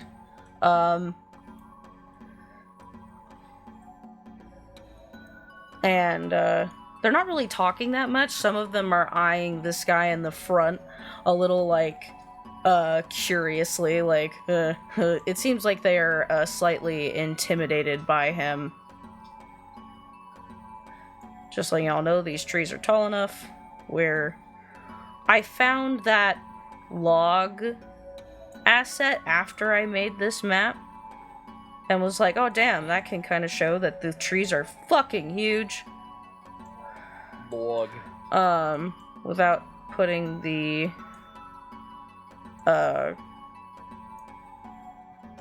cover of them on, without having to show like the leaves. Okay. But as they're walking, the mage, wait, what are all the effects of Pass Without Trace again? Plus 10 to stealth, and we leave no trace when we Okay. move. So based on No, like footprints or disturbed vegetation or anything like that. The mage specifically stops and lifts up, holds up his hand, and he goes, "Stop!" We Yep. attack.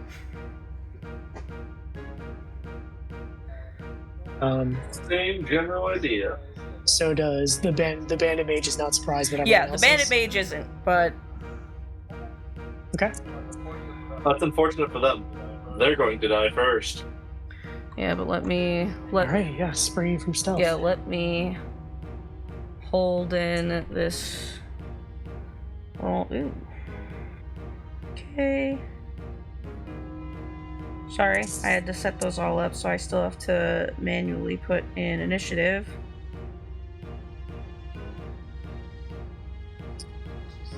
And she sees me, but she doesn't see anyone else, right? No, he does not. So, Okay. So everyone else still has advantage on against her. yeah, the mage sees you and is like, "Hey, what are you doing?" But,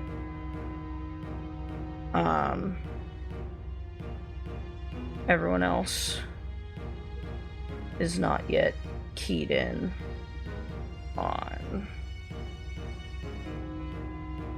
Okay, I think that's right, except this one is not right. There we go. Okay. So, up first is Johnny. All of them are surprised except for the mage.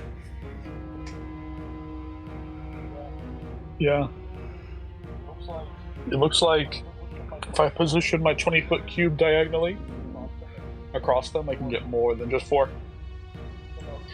Minnow, confirm for me.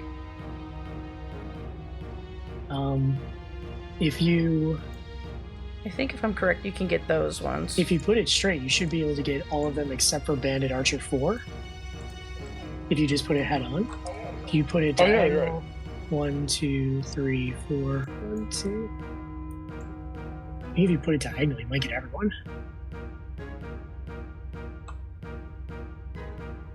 I think it would still leave out like a Yeah. strip. No, that would definitely get everyone, I think. 1. I'll let you two resolve it. I try to go for a max web.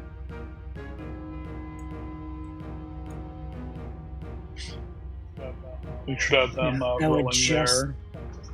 That would just get everybody. We should have them rolling their saves when their Yep. turns come up. Yeah, so Johnny pulls a bat out of his mouth, throws it to Vivian.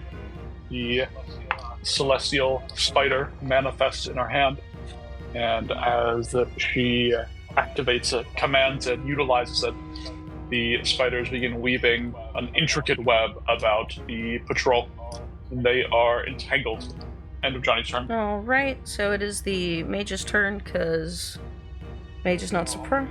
Oh, also bonus action to wake up. So you would have needed to do that. Yeah, End of turn. the mage got a 15 on the dex save against web. Does that pass? I think the DC is Yes. 14. Reroll. Reroll. I got a natural 15 on the second one. All right. Advantage going to me. You do. And since Johnny cast a spell, he is visible. By the way, Jay and Vivian, you guys have half cover from this boulder. Okay. If you stay behind it. I know that you might move, but I'm just letting you know. As of right now, you have half cover from that boulder. I like that boulder. That is a nice boulder. Can I look at what my mage can do, please?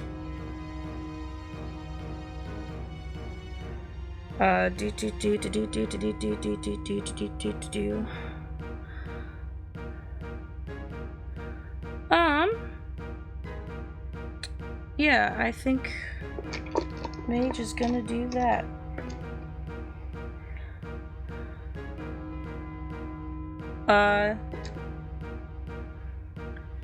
Mage is going to hit you with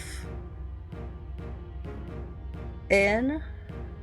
Which one did I use? Sorry. I'm like trying to balance my phone on my leg while keeping it on the charger, so I'm trying to read their spells and balance my dice box. You're gonna get smackathed with an Eldritch Blast. Who is? Johnny. Looks like Johnny also has half cover, yeah? Because she would have to attack through the rocks. Yeah, what does that make your AC, Johnny? For my reference? 20. Let's go. That is a natural 20. Holy shit. A little hit. No, I just fucked up all my die. You know, I knew I was grabbing this version of the Bandit Mage and then didn't grab my fucking right die for it. Because I'm a fool! I'm a moron, I'm an idiot, I'm a dumpster fire of a person. Okay, it's not that serious. I grabbed the D10. I object.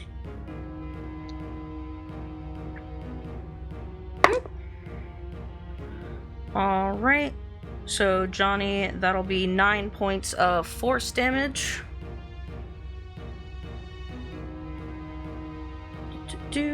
Ow. And that'll be the end of the mage's turn. Emiko, it is your turn.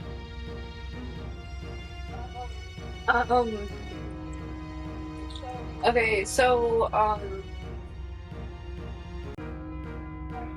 has, one been injured yet? Sorry, I've been... No, you're alright. No, nobody has been injured yet. Okay, I'm just gonna jump and run up to one and punch him in the face. Do you want to hit the mage, or do you want to hit maybe this archer right here? If you go for the archer, you have advantage because they're surprised. But if you go for the mage, he's not surprised. You still have advantage against the mage because you're attacking from stealth. Okay, yeah, I will go, probably the archer. Alright, checks, hold on. Okay, so, for my action, I'm going to, spend a key point to use my Hands of Harming. Does a 17 hit? Yes. Okay, it's 7 necrotic Ow. damage, and then a bonus action to Flurry of Ow. Blows, a 17 Ow. to hit, and a 16 Those both hit. hit. Go ahead and give me damage. Okay, it's gonna be 9 damage total. Ow. Yeah, you run up and pummel his face, and his nose is bleeding profusely. And that's it. Sick. Lysella, it's your turn. Alright, so we are going to move the Parasaur forward. Mage is still up? Yeah, mage hasn't been touched. Yeah, we're gonna fix that. We're gonna go up to the mage. So would this still be attacking from stealth? If she was aiming at Johnny? Her aiming at Johnny doesn't discredit your stealth, because Johnny casting a spell just brought him out of stealth. Johnny, Okay. did you want to stick behind, or do you want to go with Lysel? Johnny is going to stay in cover. Oh my god.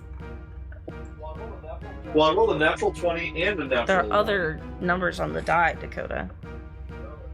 No, there are not. You cannot prove it. And we're going to, again, channel a soul into the attack just to make sure that this person well and truly dies. Let's see this real quick. I actually get to re-roll this damage die. What's up?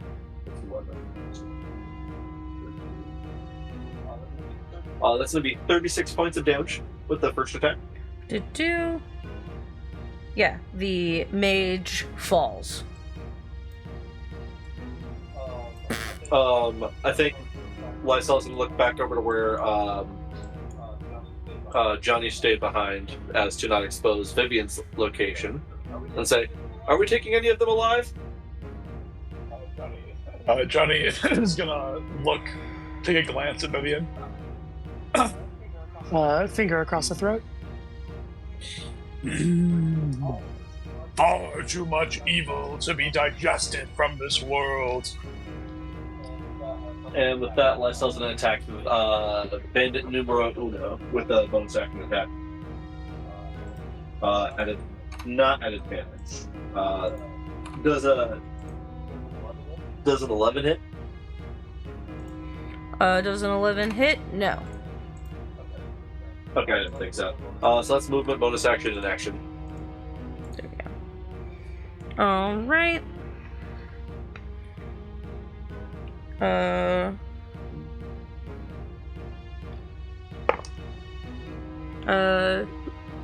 This bandit succeeds on the save against web, and then Jade is your turn. Aw, yeah. Am I on Seymour again? Unless you declare otherwise, yes. You are on Seymour. I am on Seymour? Okay. I am hopping off. So you do your thing. Seymour. Oh yeah, you got Seymour. Cool. 15, 20, 25. That is web. That is web. Then we will go 30 feet over If you go right here, you can get in. Yeah. instead. Yeah, we're gonna do that instead. I'm gonna swing at bandit number 2. When they're in sight of the web, I guess they need to fail something first, I imagine. But what's the condition that they get in? Restrained. So, yeah, this one Restrained, hasn't okay, made its check and- yet. This one succeeded. So as of right now, they're not restrained just yet because they haven't moved or started their turn. I'm kind of at the extent of my reach, anyways. We're gonna You could hit bandit too. if you Yeah, want. I'm swinging at him. I'm gonna keep sword. Oh, Jesus Christ! I get that it's kind of a broken record at this point. Oh my god! Let's hope y'all have all these when I'm you get rolling. into the fortress next session. And you bet your ass I'm gonna pop a fucking spell slot because I never get to crit smite anything. Oh. 11 plus 19, that's 30 points of damage. 19 Oh! radiant. Oh, he's so close to death it hurts! Well, wouldn't you know it? Seymour's got your back. Get him, Seymour. Seymour just comes up and with his little arms, he just has him up like a boxer and just decks the guy in the jaw. That is a 19 to hit. He takes a total of 7 more points of damage. Yeah, that guy is but dead. Yeah. Head spins all the way around. Alley-oop, as they say. What's up? Not you. Dumb. That's the end of the turn. All right. Oh, also technically, Lysel, your Parasaur would have been in range of Bandit 1. Oh, Can I y'all make an already, attack for Parasaur? y'all already killed the mage, huh? Goddamn. I gotta remember these are 10 feet, not 5 feet. The stands are throwing me off. Yeah, we'll have had the Parasaur Bandit attack you. Yeah, Lysel have no mercy for the mage. Sweet. 25 to hit Bandit 1 from Parasaur. That does not have a name. Y'all get to name your Parasaur. 9 points of damage. I mean, Lysel's kind of waiting for you to ask it what its name is. Lysel, what's the Lysel, name of your okay. Parasaur?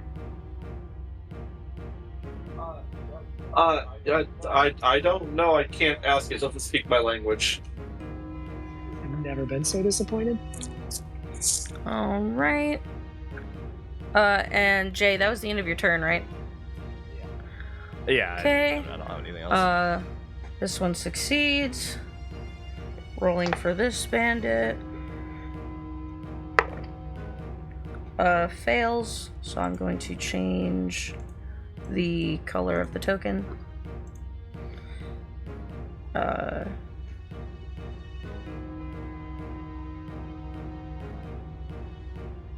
I killed the wrong dude.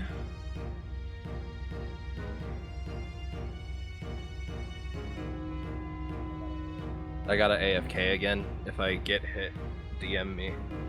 Okay. Jess has been doing that all day.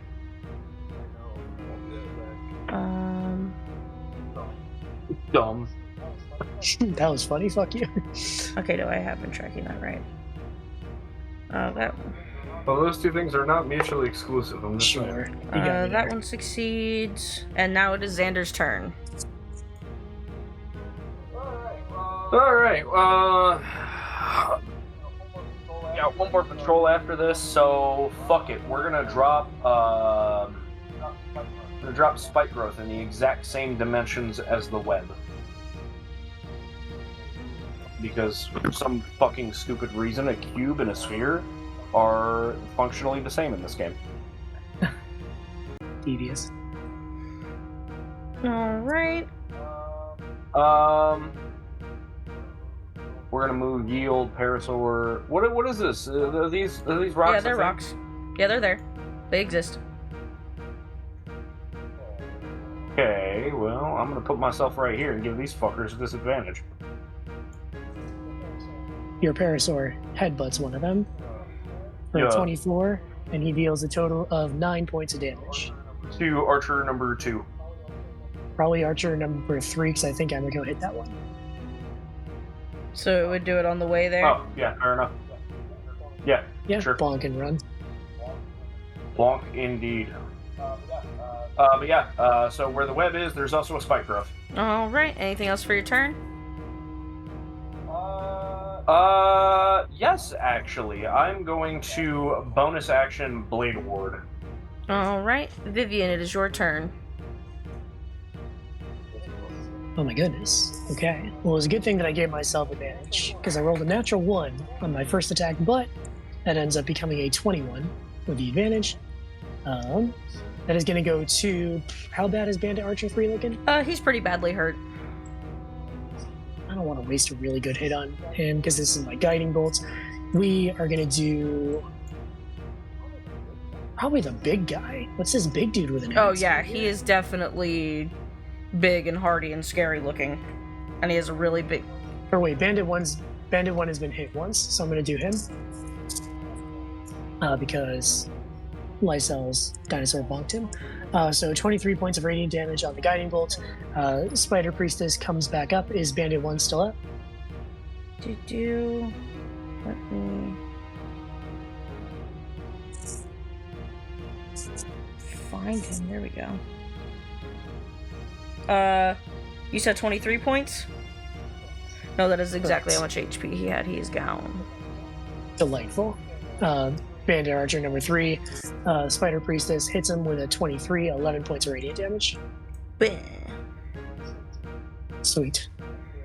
That will be... She will Duck behind the wall. And that is her turn. All right. Top of the round. The bandits are no longer surprised. Johnny, it is your turn. So,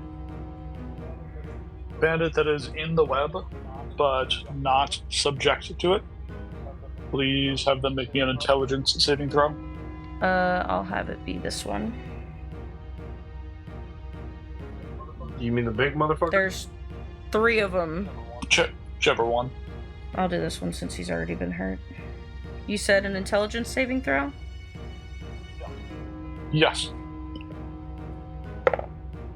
7. Takes 2 psychic damage, -1. To his next save. Bonus action, magic stone. Johnny ends his turn. Emiko, it is your turn. Oh, shit. Emiko's going to, is the archer attack first still up? No, he is deceased, but there is another one that's on the edge of the web, so you can attack him without getting subjected to it. Okay, I'm gonna attack that one. Does a 19 Yes, hit? it does. So this one's restrained. No, that one is not restrained. Only one of them is restrained, and I changed his token to red. 4 points of bludgeoning damage. And then bonus action to attack again. Does a 17 Yes, it does. hit?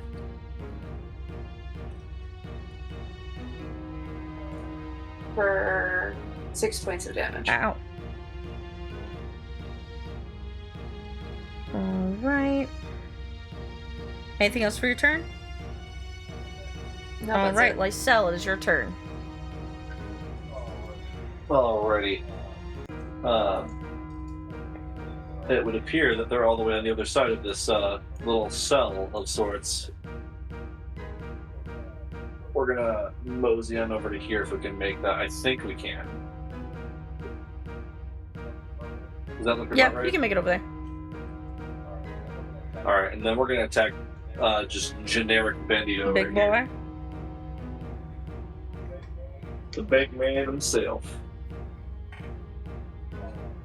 So that is a natural 18 to hit for a total of, what was that, 24? That hits. And I'm guessing a 15 won't hit with the bonus. It will not, no. Okay. Again, channeling Assault into a mess and making this attack, so we can do as much damage as we possibly can. 19 points of damage. Damage is noted. So that's action, bonus action, movement. That is going to be. Well, I guess we'll also attack with the old Parasaur. Oh, yeah. Hiya. This one is not restrained, so Yep. just a straight attack. Yeah. Well, it doesn't matter when you roll a 19. For a total of 4, 5, 9 more points of damage. Damage is noted. Alright. It is this one's turn. This one is not the one with a penalty. Oh shit, no, didn't need to do all that. There we go. This one got a 14 exactly on his dex save.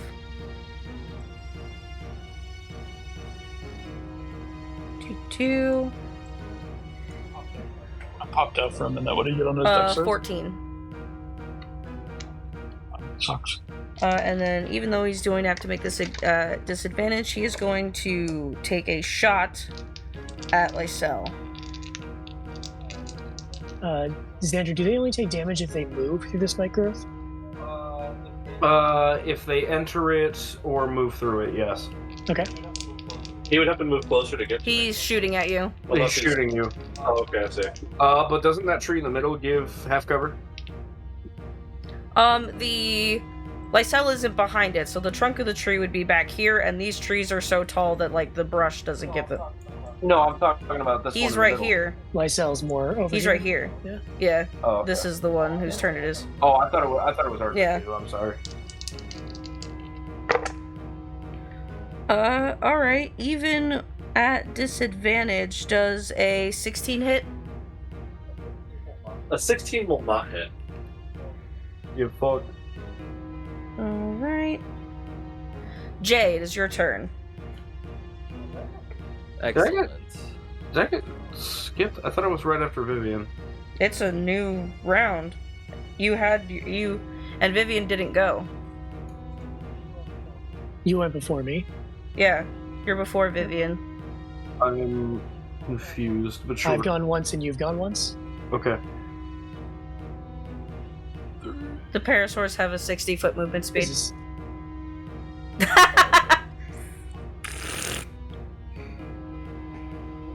Get shit on, nerd. Yo, that's exactly what's gonna happen. Then I smack him, and then I miss because I got an 11. Ruh-roh Raggy, anything else for your turn? No. does. I think Seymour's finally going to let us down. I think that's a 12. That does not hit, unfortunately. Seymour, you're dead to me. Seymour, you're stew. No, Tony. He's my friend now.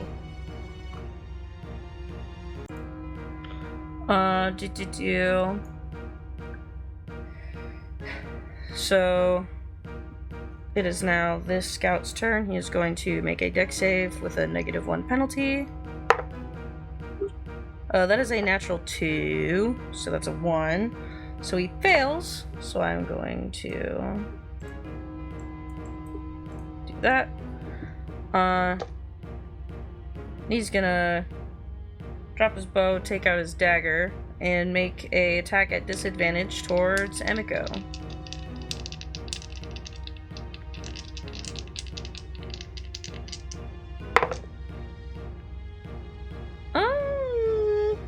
Are you sure he doesn't want to use the bow against Emiko? He's sure. He doesn't know why he's sure, but he's sure. It's mainly because he's point blank. I mean, he could shoot. Even at disadvantage, because that, yeah, you know, disadvantage does be taking natural 20s from you. Emiko, does a 15 hit? 15 will not hit Emiko. They are not present right now.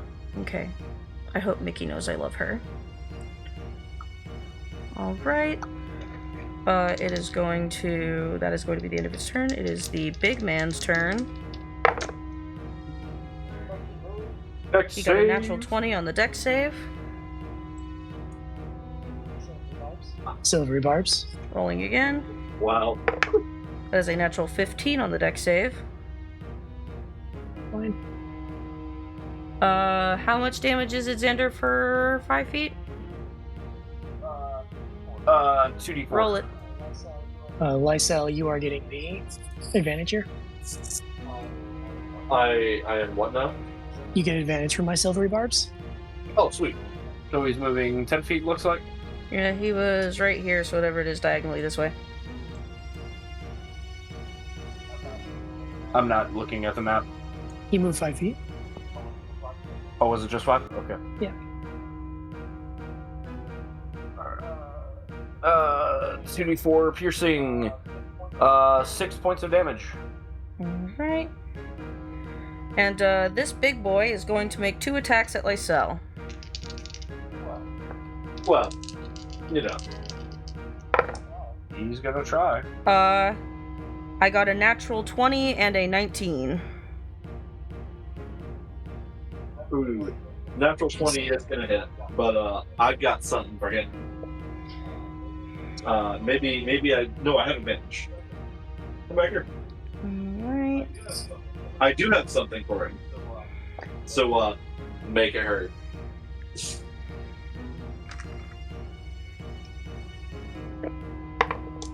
Oh shit.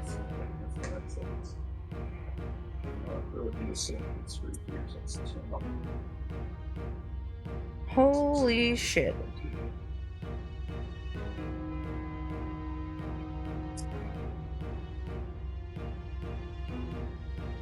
I'm gonna make it hurt alright. That is 32 points of damage. 32 points of damage is what Lysel takes, and you guys see as a large wound is created along their abdomen, and they're bleeding profusely. But they slide down to make their own attack back for 52 points of damage. Yeah! Soul Siphon on crits is fucking terrifying. Yeah, it is. Until later level, and then it becomes normal. Especially if you crit off of the Soul Siphon crit. I've done that. And then a con save. Yeah, this will kill the man outright, but he also dealt you 32 big ones. Yeah, Lysel's not looking That so is a good. 19 on the con save. The 19 will succeed, so I only get 1 soul point back. Yeah, but this man, he trudges through the spike growth. You see it jab into his ankles and along his legs, and he's breathing heavily. And he's just like, I've had about enough of you. And he slices his axe down, doesn't even get to do the second attack despite the fact that they both hit, because with the first one, he strikes you right at where your neck connects to your shoulder, slamming his axe into you, and it hurts. You hear your heart pounding in your ears and your blood is rushing out of the wound, but you steel yourself and you stab your billhook into him, and the energy seems to just be swept right back at him, and he just goes and falls onto your weapon, deceased. And that is the end of his turn. This motherfucker is restrained. So he can use his hand crossbow, I guess. Please don't shoot me. Oh, he's a hand crossbow, does he? You'll be A.O. good. He's gonna try. You just killed the person that he thought was gonna protect him, and that fucking terrifies him. No, it's fine. I'm just making a tally of things.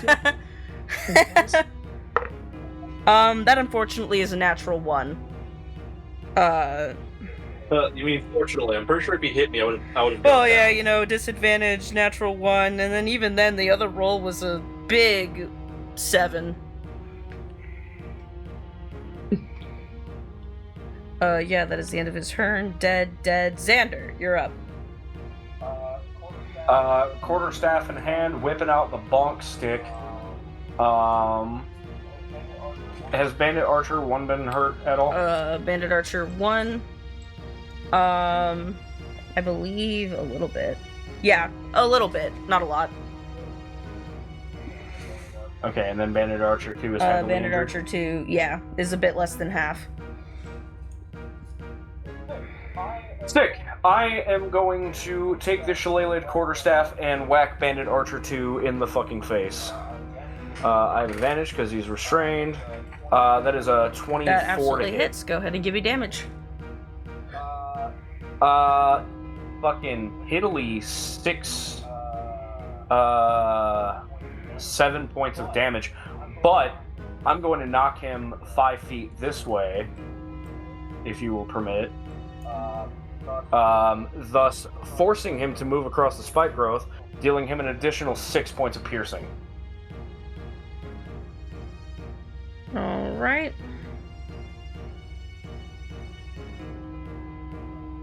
Meanwhile, And then Parasaur Big Chunk is headbutts. doing an attack. yeah, headbutts. that Archer is number enough 1 to kill for a Bandit total Archer 2, of- by the way. Nice. Hits Bandit Archer 1 for a total of 8 points of damage. You said 8 points. Damage is noted. Yep. Alright, anything else for your turn, Xander?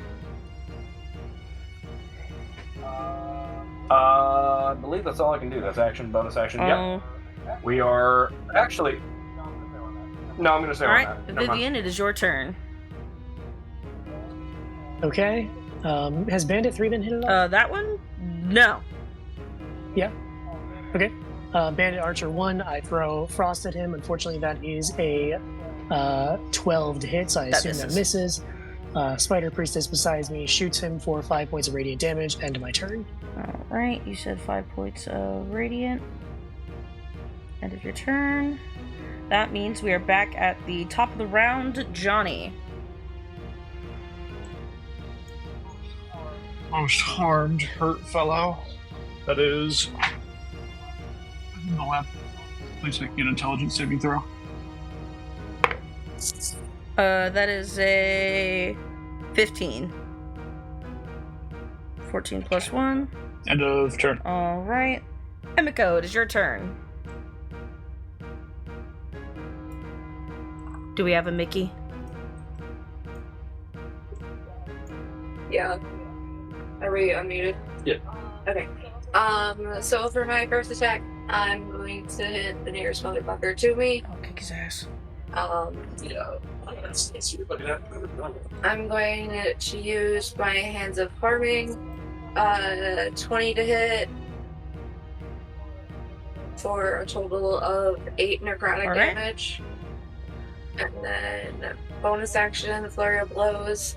I'm going to miss the first attack with a 10, and then the second attack is a 19 for 7 bludgeoning damage. Yeah, you walk up to this guy, and you punch into him, and this necrotic energy starts to spread over his chest, and you don't quite get him the next time, but then with the second extra strike, you punch him so hard that he just, like, is unable to breathe and just collapses onto the ground. He is deceased.